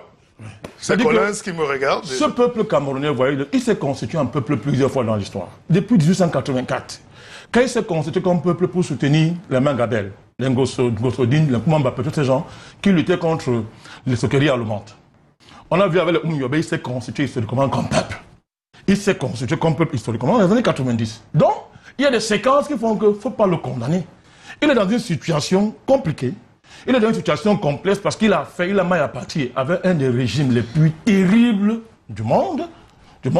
Et il faut comprendre que de temps en temps, il y a ce flux et ce reflux dans sa dynamique d'émergence comme peuple. Seulement, faisons attention.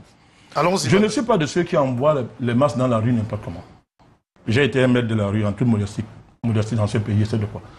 Si dans le contexte actuel, nous envoyons les masses dans la rue sans qu'il y ait une corrélation claire de type leadership, wagon, et peuple, locomotive, et peuple comme wagon, le système néocolonial va se reproduire au moins pour 100 ans. C'est le projet pour lequel la France et d'autres puissances travaillent dans un pays comme le Cameroun. Ils ont leurs agents au sein du gouvernement. Au point où aujourd'hui, la question du présent qu'on appelle le présent Biamena se confond avec son après. D'où l'effondrement. Alors Guy Parfait Songhai, moi je ne suis pas très intelligent. J'ai envie de comprendre. Parce qu'au Cameroun, on dit il y a le peuple, mais il a dit il faut le wagon, il faut le leader. On respecte les... Leadership ou leader, pas de jeu de mots. On respecte le combat de nos aînés, Frundi, 90, Pawatou, Ntarekon, et tout cela. Après, on cherche quand même des leaders. Qu'est-ce qu'il faut faire? Il faut aller s'équiper, il faut aller s'armer de Kalachnikov, qu'est-ce qu'il faut faire pour avoir un nouveau type de discours, une nouvelle boutique politique, parce que les vieilles idées de la boutique politique sont périmées. Où sont les leaders? Qu'est-ce qui va se passer au lieu de regarder Bissok? Je vais répondre à cette question en deux temps. La première chose que beaucoup de personnes semblent ignorer, d'un point de vue stratégique et même tactique quand on veut regarder, c'est qu'ils ont profondément sous-estimé la manière dont l'État du Cameroun fonctionne. On n'enseigne pas ça à l'école, ces choses-là. Il n'y a aucun enseignement de sciences politiques qui va vous montrer comment l'État fonctionne. Ils ont sous-estimé d'abord la puissance des services de renseignement qui sont utilisés prioritairement pour anéantir toute forme d'émergence. Ils ont sous-estimé la manière dont les fonds de souveraineté sont utilisés pour, entre autres, anéantir toute forme d'émergence. On va le dire rapidement. Ceux qui tiennent l'État, parce que vous avez le peuple, vous avez les acteurs politiques au-dessus, vous avez les acteurs au pouvoir, vous avez les décideurs. Donc la quatrième strate que nous venons de citer, les décideurs, ceux qui tiennent au pouvoir, veillent à ce que la société civile ne fonctionne pas. Veillent, ce sont les mêmes qui veillent à ce que le RDPC lui-même, qui est un parti d'État, il n'est pas un parti d'État, c'est un parti d'État, ce n'est qu'un instrument du pouvoir central, que lui-même ne fonctionne pas. Veillent à ce que les partis politiques d'opposition ne fonctionnent pas. Quels sont les outils pour anéantir le leadership d'un point de vue politique, d'un point de vue stratégique? C'est d'abord la corruption, une surexploitation des services de renseignement pour anéantir toute forme d'émergence. De ce point de vue, le Cameroun est un État policier. Ils regardent 24 heures, ils sont nombreux à regarder 24 heures chrono à la télé. Ils ne savent pas que nous avons le matériel. Qui voit à la télé? Nous avons le matériel. C'est un gars des services de renseignement où on dit ce qu'ils veulent, ils veulent me dire, je suis informé. Je sais même quelles entreprises ont livré le matériel. Je ne suis pas en train de dire les choses conditionnelles. Puisque je suis, en tant que consultant, j'ai été consulté pour beaucoup de problèmes secrets, sensibles dans ce pays. Donc on peut pas, même si quelqu'un a de hautes responsabilités dans les renseignements, il ne va pas mentir. Je passe. Il nous reste 4 minutes. Je continue. Vous avez l'obligation de réserve, docteur. Non, c'est pas ça qui les a poussés à vouloir m'assassiner. Ils auraient dû réfléchir avant. Personne ne pourra toucher Guy Parfait Songa. Allez-y. Continue. Oui, allons-y. À partir du moment où ils ont organisé les assassinats, On l'a tout privatisé. Vous voyez aujourd'hui, le principal pilier du régime, c'est Bolloré. Donc on est revenu Vous l'avez tout compris. au point zéro. On est revenu à Kyriakides Vous avez tout compris. et compagnie. Et dans Alors, tous les domaines. Guy Parfait Songa, à la suite. à la suite de ce que Bandakane vient de dire, puisqu'il a ouvert effectivement la problématique là où on devrait l'ouvrir sur un angle clinique, il faudrait s'étonner de voir qu'il y en ait encore qui soient surpris de l'effondrement. Ça fait des années que nous sommes en train de dire que le Cameroun fait partie des pays d'Afrique francophone qui n'ont pas obtenu d'indépendance. Parce que l'indépendance en elle-même était une imposture. On peut le dire autrement. Les fondations du Cameroun sont, pour l'essentiel, la médiocrité. C'est ceux qui ne voulaient pas l'indépendance qui l'ont reçue, ceux qui avaient une vision, qui avaient des convictions, qui avaient vocation à gouverner ont été décimés. La médiocrité ayant été installée au départ, c'est créer le système de médiocratie. C'est devenu un système avec une mécanicité rigide de destruction, d'anéantissement de tout ce qui existe de positif. Les gens médiocres sont comme ça, c'est symptomatique. Ils se méfient de toute forme d'émergence. Ils ont systématisé un mode de recrutement autour du gouvernement et à travers l'État qui a pour précondition la soumission à des sottises et à des bêtises. C'est-à-dire C'est-à-dire l'appartenance prioritaire à des clans, à des ethnies, à des groupes, à des micro-entités systémiques qui sont claniques, ethniques, politiques ou ésotériques. Et avec le temps, le satanisme étant, parce qu'il faut appeler chat, le satanisme étant, ils ont systématisé cela au-delà du politique, même dans le champ économique. Ils ont laissé pousser des entreprises dans lesquelles pour être recrutés, les préconditions, même dès le départ, sont d'appartenir à une organisation ésotérique. Ils ont amené ces préconditions. Au Cameroun, il n'y avait pas de problème d'homosexualité. Il y avait au départ au Cameroun un problème de soumission à des pratiques homosexuelles pour l'élévation politique. Ils sont partis des pratiques homosexuelles à systématiser l'homosexualité. Alors, cette perversion n'ayant pas de limite, et comme ils pratiquent de façon satanique à un niveau que les populations avec le bon sens commun ne peuvent pas soupçonner, ils ont réussi à noyer même la conscience nationale et à désubstantialiser le peu de nationalisme qui pouvait permettre de sauver le bateau. Avec le temps, le régime Biya, qui est effectivement la continuité du régime Ahidjo, est arrivé à jouir, permettez l'expression, de ses propres bêtises, au point où il n'a aucune chance de trouver des solutions, puisqu'il a veillé lui-même à anéantir tous ceux, et pas seulement tous ceux qui, mais tous ceux qui pouvaient l'aider à se questionner et à se réorganiser, à se réorienter. Maintenant, on est dans une situation où même les aveugles voient que le pays va mal. Les experts comme au Nanguini, il y a quelques aveugles qui ne voient rien du tout. C'est de la mauvaise foi caractérisée. Ils ne voient rien du tout. Si quelqu'un estime que le Cameroun est un pays qui se porte bien, en l'état de pourrissement que l'on voit dans l'espace public, c'est qu'il est de mauvaise foi. Alors, GPS, Guy Parfait Songa, on revient à vous dans quelques instants. Samuel Zoké, j'ai suivi sur un plateau, vous êtes d'abord un consultant sportif et vous avez des responsabilités au sein de l'appareil sportif du Cameroun. Quand on dit par exemple pour sortir, j'ai suivi chez mon ami et frère Bouba Ngomna qu'on dépense plus d'un demi-milliard pour des véhicules alors que les chantiers sont bloqués. Et on vous dit que non, ces directeurs d'administration ont besoin des véhicules pour aller contrôler les chantiers. Moi, j'ai des gens qui m'appellent pour me dire, si ce n'est pas la preuve qu'on est fou, il faut qu'on trouve autre chose. Est-ce que c'est votre sentiment? Parce qu'eux, ils se justifient en disant, mais un directeur ne peut pas transpirer, c'est fait des véhicules de luxe pour aller. Je leur rappelle jusqu'au Rwanda, tout l'État rwandais a 10 véhicules. Et du président jusqu'au dernier ministre. 10 véhicules, le parc automobile, c'est chiffré, c'est vu, et nous, on ne comprend rien. Les gens n'ont rien. Martial Bissok, c'est des comportements inadmissibles dans un pays. Parce que je suis un peu étonné que ça passe comme s'il n'en était rien.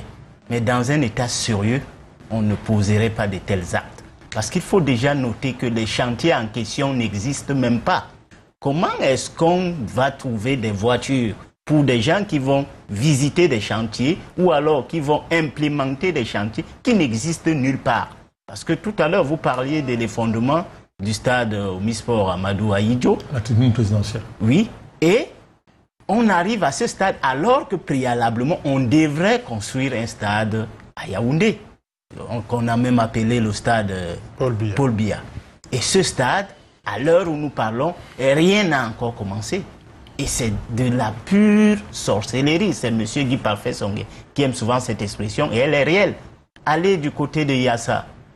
Il y a un stade qui doit être construit là-bas et on est au deuxième site. Ça veut dire qu'on a préalablement choisi un site qui s'est avéré être inapproprié pour la construction d'un stade. On est allé à un second site qui n'arrive pas aujourd'hui à être matérialisé et où on voit l'effectivité des activités. Et vous savez que la Coupe d'Afrique des Nations, pour la version masculine, c'est en 2019 et en janvier. Ce qui voudrait dire que si on veut être dans un tableau de bord, on pouvait considérer que c'est une activité qui se réalisera en 2018. Et la construction d'un stade, tous les experts sont unanimes là-dessus, c'est 36 mois minimum. Dans un pays où on travaille le jour et la nuit. Or, au Cameroun, nous connaissons le rythme de travail. Et maintenant, quand vous prenez la fluidité de la ville, une ville comme Douala, pour s'approprier des inputs qui vont entrer dans la construction de ces stades, vous comprenez, pour reprendre M. Bada Kani, qui reprenait Henri Dumont, nous sommes mal partis. Et maintenant, les gens ne se soucient même pas du gap, du retard accumulé, mais qu'est-ce qu'ils font?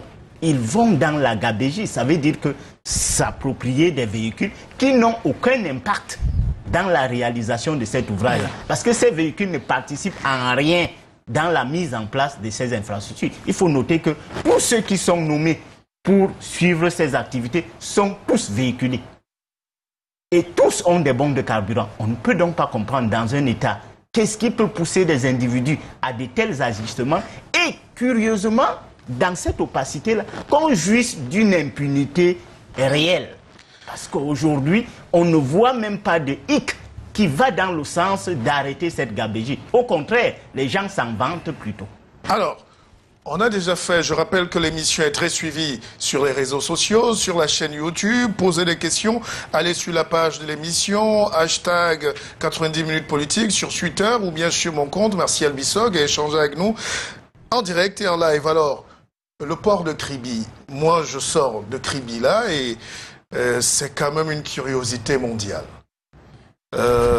Toute une administration centrale, des préfets, jusqu'au secrétaire, et à Kondengui, ils se sont fait raser la tête hier et avant-hier.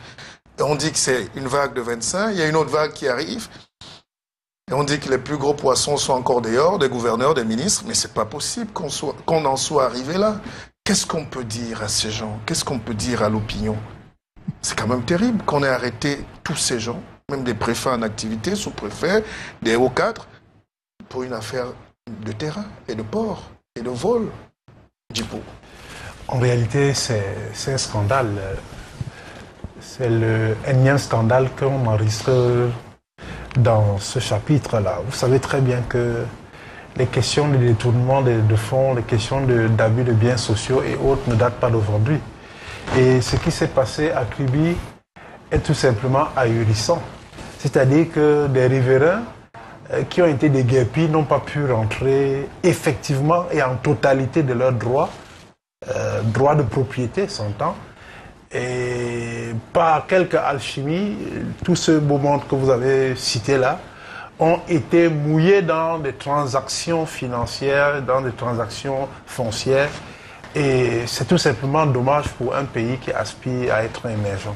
Donc moi, je crois qu'en réalité, ce n'est même plus une surprise pour tous ceux qui savent comment ce régime fonctionne. Moi, je vais encore insister là-dessus pour indiquer que lorsqu'en 1982, M. Biya arrive au pouvoir, des grands espoirs sont fondés en lui.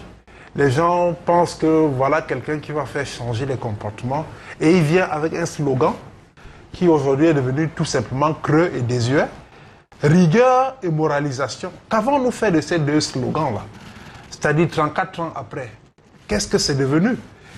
Bon, voilà comment ce monsieur a tout simplement changé de cap et tous les espoirs qui étaient placés en lui se sont évaporés, ont même fondu comme beurre au soleil.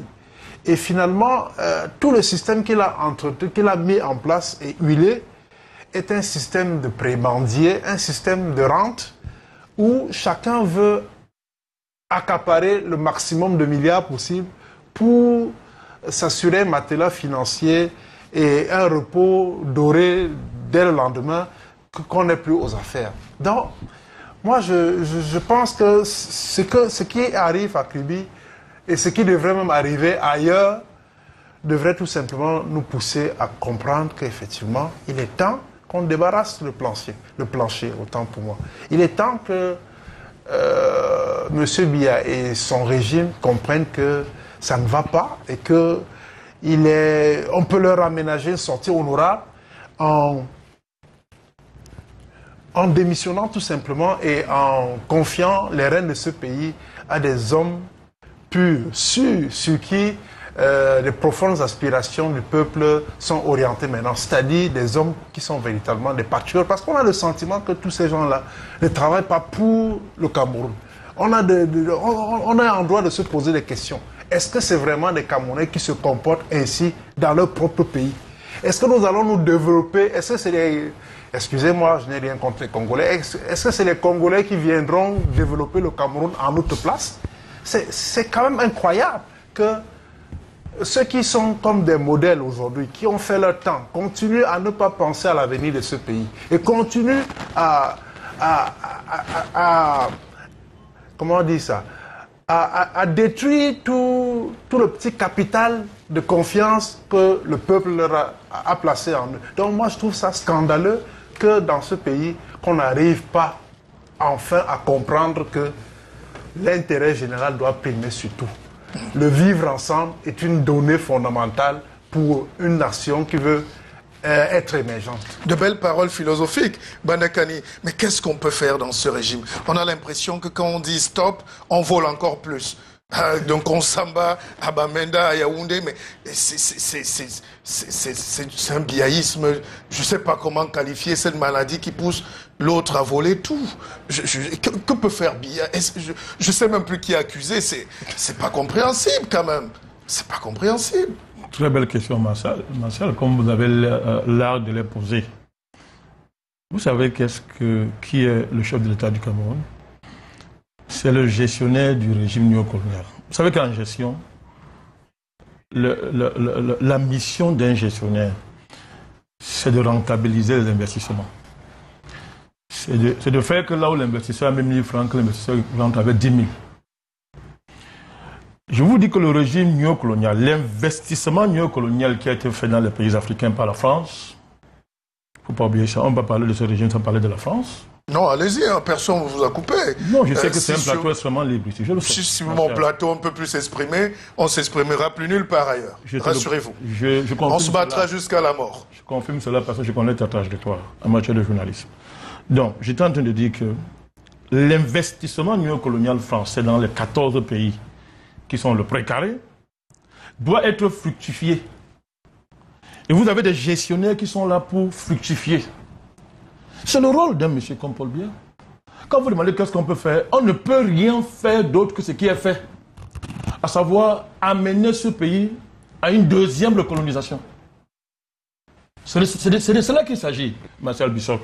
Alors tout à l'heure, mon ami Ndjipou était en train de poser. Il s'étonnait, mais Comment c'est possible? Mais ce régime-ci, depuis son origine, il est consubstantiellement corrompu. Son essence même, c'est la corruption. Vous savez comment, quand on veut faire un enfant, il y a des mécanismes pour faire un enfant. On connaît ça, nous sommes des parents ici. Ce qui se passe dans les familles, c'est reproduit au niveau de l'État. Il y a des mécanismes pour produire un type d'État. Si vous voulez produire un État vampire, il y a des méthodes pour le faire. Vous voulez produire un État de progrès, il y a des méthodes pour le faire. Dans le cas du précaré, c'est la technique de production des États vampires. Des États qui mangent, c'est-à-dire qui prospèrent en mendiquant leur peuple. Je parle de la mendication de pouvoir. Le temps qui professeur ne peut comprendre ça. On était dans la sorcellerie. Pourquoi lui seul? Non, je dis parce que bon, lui, il a fait ça clairement. Je dis pour comprendre bien. Et mon ami Zoké comprend bien, toi aussi. Donc je dis que c'est un État qui mendique son peuple. Mendiquer veut dire que vous n'êtes encore dans les règnes de vos parents, on vous a déjà mangé. On vous a vendu. Et il y a des mécanismes pour ça. Mais ce sont des grands sorciers. Vous avez un État sacrificateur. C'est-à-dire que des dirigeants sont dans des loges ésotériques avec pour fonction de vendre le pays mystiquement, d'ensorceler la population pour en faire des zombies qui ont un pied, qui ont des mains, qui ont une tête, qui marchent, mais qui ne comprennent pas ce qui leur arrive. C'est un État bandit de manière fondamentale. C'est-à-dire que vous avez... Ce n'est pas seulement les fonctionnaires qui volent. C'est parce que les conditions pour être un homme important dans l'État, pour s'y insérer au niveau élevé, c'est d'être un bandit. C'est structuré comme ça. C'est un État délinquant. Quand vous voyez comment la manière même de voler, parce que et ailleurs, on vole, mais c'est moins énervant. Mais les gens sont légers quand ils volent. C'est-à-dire qu'ils volent avec une désinvolture diabolique. Qui frôle l'arrogance. C'est-à-dire qu'une désinvolture, vous voyez, le membre du comité de pilotage là, qui lui cela a accumulé près de milliards de francs. De quelle manière? Les fins lignées de la police n'ont pas eu des efforts à faire. Tellement ils se croient tellement impunis. C'est leur nature qu'ils ne prennent même pas les dispositions même pour cacher un peu, pour le cas d'espèce. C'est une forme de délinquance structurelle qu'on ne peut pas définir. Et ça, je vous dis, c'est ça l'état du Cameroun. Hein. Il faut savoir quel régime nous avons à faire. La satanisation de ce système-là est tellement enracinée et cela s'est reproduit par des mécanismes divers, anthropologiques, sociologiques, culturels, même dans la mémoire des Camerounais, y compris dans leur famille, que c'est la seule raison qui explique comment est-ce qu'un tel régime a pu durer pendant 30 ans. Parce que ça aussi, il faut qu'une anthropologie de régime soit faite pour expliquer par quel miracle un tel régime a tenu 30 ans. Et ça nous interpelle tous. Comment est-ce qu'un tel régime tient chez nous pendant 30 ans? Et c'est là où moi je convoque comme lui la dimension divine. C'est-à-dire que pour comprendre ce niveau-là, il faut convoquer Dieu, le vrai Dieu comme il dit. Il faut le convoquer parce que lui seul peut nous expliquer. Par quel mécanisme on peut mendiquer un pays comme ça? Badakani, c'est bien, mais on va aussi comprendre avec vous un autre palier, le rôle du peuple aujourd'hui. Parce que je me méfie déjà du peuple camerounais que j'aime par-dessus tout. C'est comme si, une fois qu'on a dit ça ici, c'est nous qui serons les victimes de ce peuple. Est-ce qu'il y a quelque chose qui s'est passé? Pourquoi le peuple ne prend pas corps? Pourquoi les gens ne disent pas non si on laissait Dieu à côté? Parce que Dieu peut aussi faire vivre Abraham 170 ans, je ne sais pas où qui. Mais le régime peut aussi perdurer si les gens continuent à croire qu'ils ne sont pas concernés, rester à sa fenêtre et voir le changement de Bissok passer par la rue ou de Guy Parfait Songhai. Martial, on ne peut pas techniquement en appeler au peuple sans toucher la source. Les dimensions analytiques qui sont lancées par Badakani sont des dimensions à creuser. Je vais partir maintenant sur la personne du chef de l'État, pour que l'on voit les nuances. Quand vous voyez l'esprit des indépendances, il est bien écrit, il vous suffit de voir les mémoires de Focard. Cette émission est historique, entre guillemets, parce que je sens qu'on est en train d'aller loin dans l'analyse. Allez-y. Il était écrit, et Focard l'a dit, puisqu'ils veulent l'indépendance, on va leur donner des gouverneurs noirs. C'est-à-dire qu'on choisit un noir, c'est écrit noir sur blanc. On choisit un noir qu'on va appeler président, qui remplace le gouverneur blanc qui était là. Interprétation, Ahidjo était un gouverneur noir, Biya est un gouverneur noir. C'est un fait, d'un point de vue de l'analyse. Maintenant, la personne de son Excellence Biabi Vondor, Paul Barthélemy, a été choisie pour gouverner le Cameroun pour les tares et les retards qu'on savait déjà sur sa personne. C'est une personne qui a été façonnée depuis le système français, moulée pour obéir. Il a fait 20 ans d'administration. Les gens qui veulent critiquer souvent M. Biya oublient qu'il a fait 20 ans d'administration au sommet de l'État, avant de devenir président de la République. Et donc, vous voulez le dédouaner? Non, je suis en train d'expliquer que je suis un analyste. Ok. Je suis en train d'expliquer qu'on a observé la docilité du personnage et les deux chefs qu'il a eu du ministère de l'Éducation à la présidence de la République ont fait deux rapports identiques sur lui. L'un a écrit inapte à la prise de décision, l'autre incompétent dans la prise de décision. Bien, d'un point de vue managérial, on savait, la France savait, que Maître Biabin Van der Poel Barthélemy comme chef de l'État, c'est choisir une personne qui ferait comme expertise en management, le management laissé faire. Il n'avait pas la posture mentale, psychologique d'un chef. On est dans l'analyse.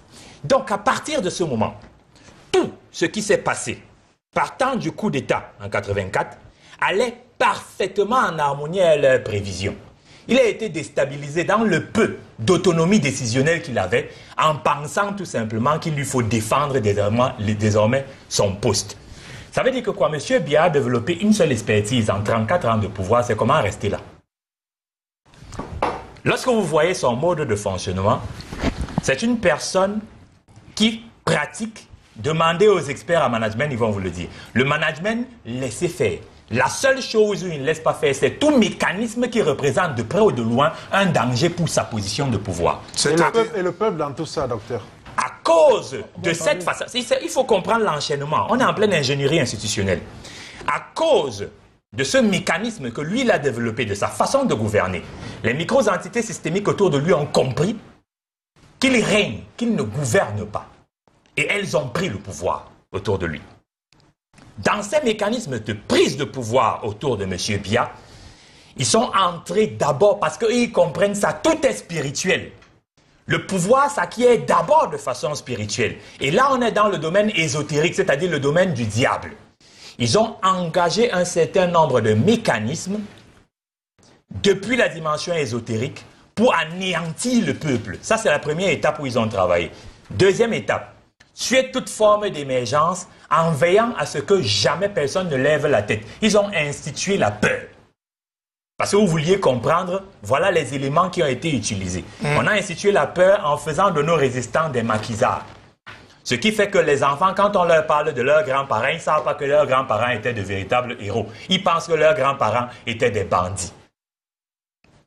C'est comme ça qu'on a fait croire à tout un peuple comme le peuple bamileke que l'UPC était un parti de Bassara, alors que plus de 500 000 Bamilekins ont été tués dans la lutte contre eux. Parce que pendant qu'on fêtait l'indépendance, les véritables indépendantistes étaient massacrés. D'abord, la peur a été utilisée comme instrument d'anéantissement de toute forme d'émergence. Ensuite, c'est systémique de recrutement conditionné. Parce que de toute façon, la précondition est surtout d'appartenir à un clan et non d'être performant, a contribué à instituer un système académique, pédagogique, scolaire, qui ne se préoccupe pas de ce qui est essentiel pour le développement de la nation. Vous n'avez qu'à regarder les contenus de programme. L'histoire du Cameroun n'est pas enseignée au Cameroun. Absolument. C'est comme ça aussi qu'on a réussi à intégrer autre chose, la division à travers le tribalisme. C'est l'une des plus grosses sottises qu'on a mises dans l'esprit des gens. Enseigner par exemple que le Cameroun a 250 langues ou je ne sais pas quoi, ça n'a pas de sens. Regardez les arbres généalogiques. Je ne parle que d'arbres généalogiques des Camerounais sur 200, 300 ans, mais ces gens ont les mêmes ancêtres. Quand on dit par exemple, j'aime le peuple de l'Ouest parce qu'il est symptomatique de ce mensonge scandaleux qui a été propagé. Les Bamileke, on les appelle tous Bamileke. Ça veut dire quoi Bamileke? Ça n'a aucun sens scientifique ce truc. Pourquoi est-ce que le Bamoun, quand il parle, le Tchang ne le comprend pas? On dit qu'ils sont tous Bamileke. Qu'est-ce que le Fongdiome Kouet fait avec les noms de Bassara? Pourquoi le Baganté a les noms des Bétis? Pourquoi on n'a pas remonté les chaînes pour qu'on comprenne les vraies sources de ces choses? Pourquoi est-ce qu'ils appellent les choses de la même façon? La tête, monter en haut, descendre en bas, etc. Regardez dans toutes les langues, même si vous êtes de l'ouest, du sud, de l'est, du centre, du littoral, nous parlons la même langue, mais personne n'a enseigné ça à l'école. Oui, mais parce que politiquement, c'est plus facile d'avoir de créer une élite de l'Est avec une grosse tête et une élite du Sud avec des petits pieds. Ce n'est pas de l'invention, c'est un principe machiavélique connu, divisé pour mieux régner, injecté au Cameroun par la colonisation française et entretenu par le néocolonialisme. Parce qu'il faut répondre à vos questions. Permettez que je finisse. Allons-y, oui. 30 secondes qui est parfait. La population a été manipulé à des niveaux où on ne peut même pas le soupçonner. Au point où même quand les gens ont la lucidité de constater qu'il y a des dysfonctionnements, ils n'ont même pas la densité, l'épaisseur nécessaire pour réaliser ce qui leur arrive. Pourquoi ? Et c'est un principe que je voulais dire. Il a dit, certains n'ont pas compris jusqu'à quel point c'était vrai, Bandakan il a dit, ils ont appris à tuer les enfants avant même leur naissance. Ils l'ont fait au niveau ésotérique, ils l'ont fait au niveau pédagogique, ils l'ont fait au niveau politique, ils l'ont fait au niveau économique. Pourquoi? Et c'est peut-être ça que certains ne voient pas. Créer la misère est l'une des meilleures manières de soumettre un peuple. Justement, alors Samuel Zoké, quand on regarde aujourd'hui ce peuple camerounais, moi j'ai mal. Les gens nous disent, vous vivez bien, vous voulez que les autres... Bon, c'est tout un discours très primaire et grégaire que j'écoute comme ça. Mais on ne peut pas regarder ce peuple aujourd'hui sans avoir un pincement dans le cœur. Nous qui, du haut de nos 4x4, du haut de nos V8, du haut de nos 28 immeubles, quand on passe dans la rue, il y a un message que les gens nous passent dans les quartiers. C'est invivable. Qu'est-ce qu'on peut ressentir, à moins qu'on soit insensible, comme tous ces voleurs, tous ces boss, ces pillards, ces petits gens de rien du tout finalement. D'abord, M. Bissok, on a institué un régime de la peur. Ça veut dire que, quoi qu'on dise, on va tout maquiller dans ce pays, mais le Cameroun est un État totalitaire. Et c'est un État arbitraire. Vous voyez pas de manifestations. Ça veut dire que le pouvoir est tel qu'il faut pratiquement écraser tout individu. Et ça a mis la peur dans la conscience du peuple camerounais. Et l'autre chose, M. Guy Parfait-Songhé l'a dit, c'est la clochardisation systématique de l'ensemble des Camerounais. Parce qu'aujourd'hui, quand vous voyez ce qu'on appelle cadre dans les multinationales, leur salaire, c'est une sous-traitance qui traite leur salaire et qui paye à la fin du mois. Ils n'ont même pas de cotisation à la CNPS. C'est pour ça que la CNPS a risqué de faire faillite s'ils n'avaient pas mécaniquement essayé d'amener... Ça veut dire qu'on va prendre une société, faites-moi un procès si vous voulez... Société de placement de personnel. Oui. On va vous licencier de la multinationale et c'est la société de prestation qui va vous recruter et qui va maintenant vous vendre à la multinationale. Et au quartier, on va vous appeler cadre parce que vous avez une voiture grossière de branding. Vous n'en êtes pas. Le jour où vous perdez votre emploi, c'est là où on se rend compte que c'était une coquille vide. Et cette clochardisation, lorsqu'on a commencé par les masses les plus inférieures, les autres qui s'estimaient être des cadres ont cru qu'ils étaient à l'abri. C'est la même chose quand on dit aujourd'hui que nous avions cette administration des délinquants. C'est quoi? C'est la clochardisation du fonctionnaire au Cameroun. Quand vous voyez la rémunération de ceux qui nous dirigent, si c'est ça, si c'est de ça qu'ils devraient vivre, je dis tout le monde... Mais est-ce que c'est pour ça qu'on va partir de 100 000 à 1 milliard dans sa poche? Voilà les causes, M. Bissok. Lorsque les gens ont accepté d'être payés en monnaie de singe dans la haute administration, parce que personne aujourd'hui dans la haute administration ne peut avoir 500 000 francs de salaire, ça il faut le savoir, jusqu'au ministre. Et curieusement, les gens ont développé des mécanismes de soustraction de la fortune publique. Et ces mécanismes, ils les ont institutionnalisés. Et c'est ce qui fait aujourd'hui que les gens ont pratiquement fait du banditisme une religion, une pratique, et ils ne se donnent même plus de limites. Quand vous prenez le cas de Kribi, M. Bissok, et l'autre chose, j'allais en venir, c'est que dans la gestion de nos États, les rôles ne sont pas bien clarifiés. Vous avez ce qu'on appelle un éparpillement des rôles et vous avez même ce que j'ai un chevauchement. Prenez même les ministères, prenez des questions de gestion d'environnement. Vous allez trouver 10 ministères qui s'agglutinent là, personne ne fait rien. Et c'est ce qui fait que la gestion du terroir aujourd'hui, vous avez l'administration territoriale qui est au début et à la fin.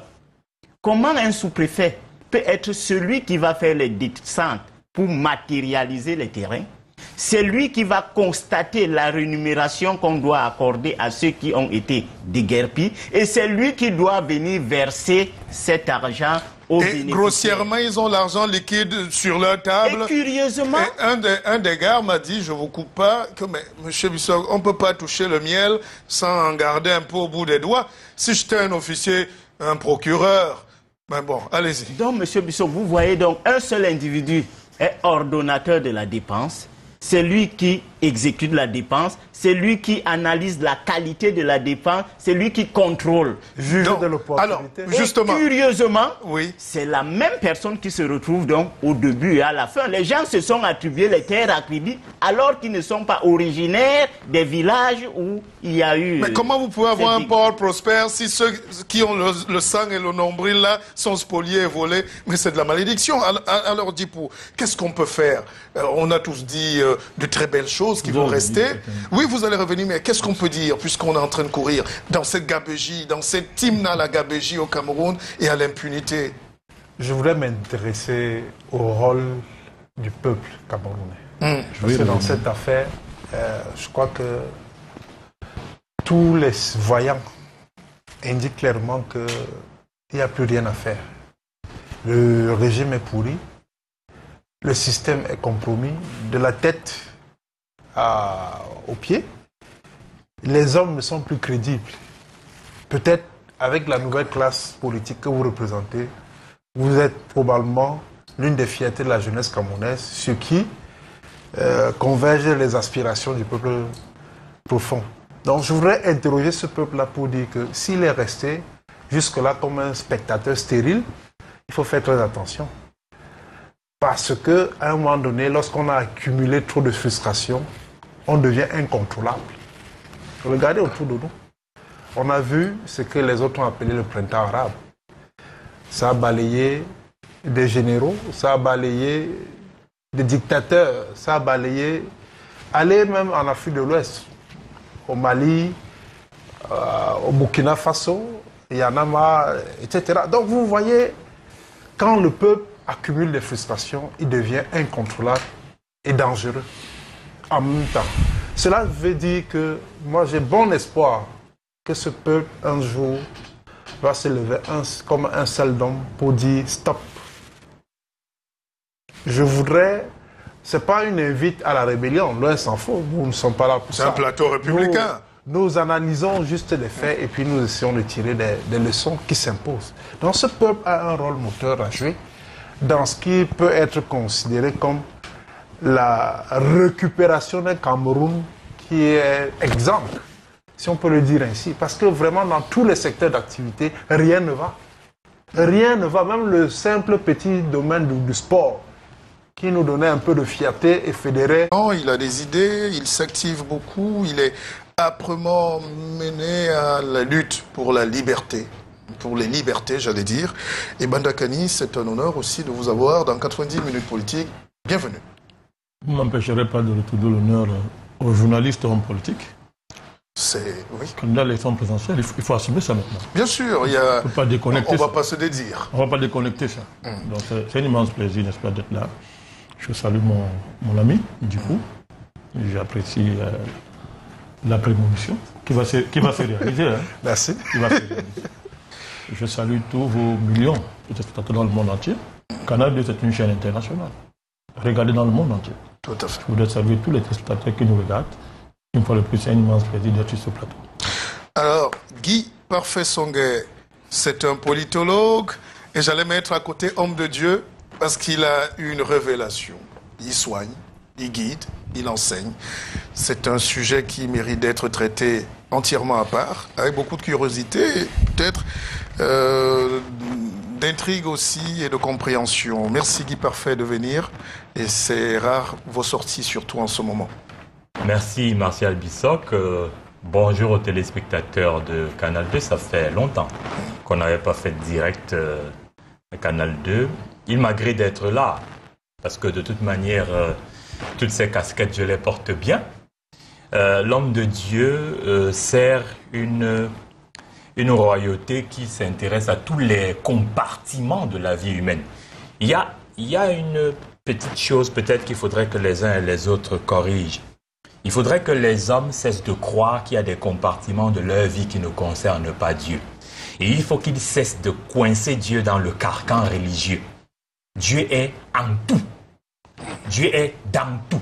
Donc, si vous croyez qu'il y a, par exemple, la politique dont Dieu ne s'intéresse pas, c'est que vous ne savez pas qu'il s'agit du vrai Dieu, le Dieu créateur.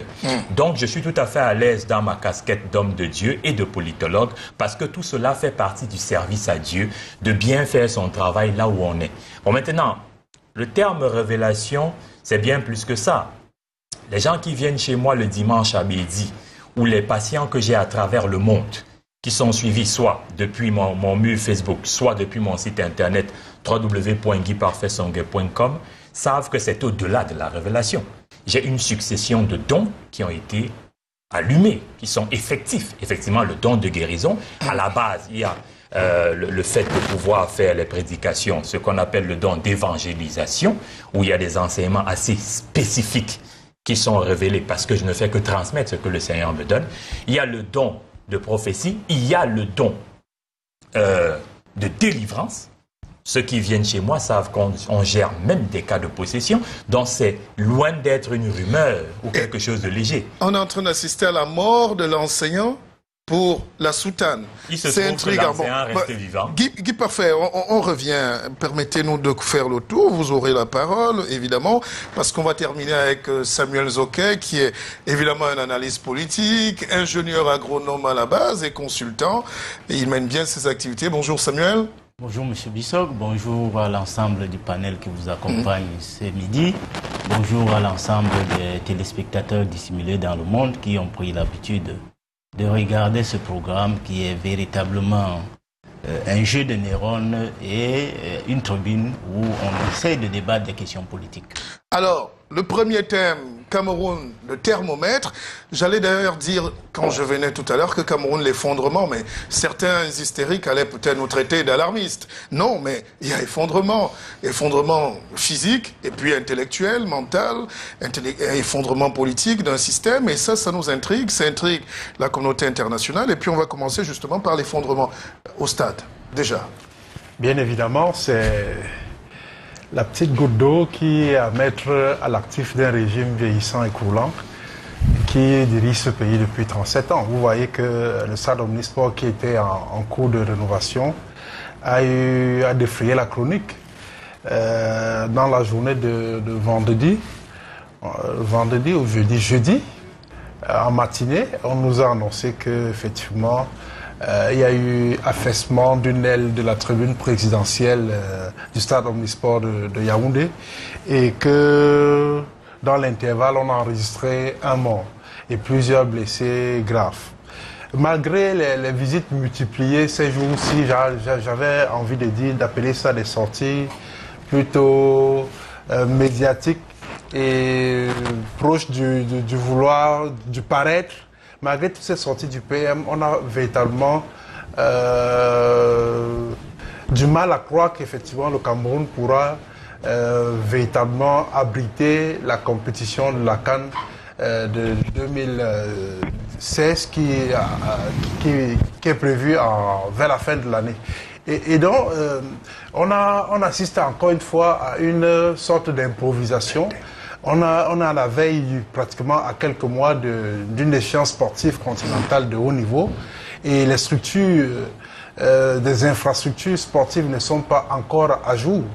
Et voyez-vous, l'incident du Stade Omnisport est la démonstration de ce que rien n'a été fait depuis que le Cameroun sait qu'il doit abriter cette phase finale de la CAN féminine, d'abord en 2016 et celle des garçons en 2019. Rien n'a été fait. On fonctionne sur le registre de l'improvisation qui caractérise malheureusement ce système qui est pratiquement en faillite. Et je voudrais à la suite du docteur Guy Parfait-Songué indiquer que cet incident qui arrive à l'Omnisport, effectivement, on peut établir un parallèle avec, comme vous l'avez d'ailleurs superbement bien fait, on peut établir donc un parallèle avec le système qui nous gouverne en ce moment, pour tout simplement indiquer que c'est des indicateurs de ce que le régime de M. Biya est pratiquement finissant. C'est un régime qui tâtonne. C'est un régime qui n'a plus rien à proposer aux Camerounais. c'est un régime qui est dépassé par les événements, c'est un régime qui mérite tout simplement d'être rangé dans les placards de l'histoire. Alors, Bandakani, pourquoi aller refaire du neuf sur du vieux? Est-ce que c'est pas cette culture du faux maquillage qui nous a amené un peu là aussi? Monsieur Bissoc, poser la question de savoir pourquoi on fait du neuf avec du vieux, du neuf avec du vieux. J'espère que vous voulez faire de la pédagogie. Vous voulez m'amener à sortir du fond de moi-même. Parce que ce régime n'a pas le choix. Quand vous voyez son émergence historique, parce que c'est un vieux régime, il a sa deuxième séquence d'évolution. Praïdjo, c'est Biya, mais c'est le même système politique.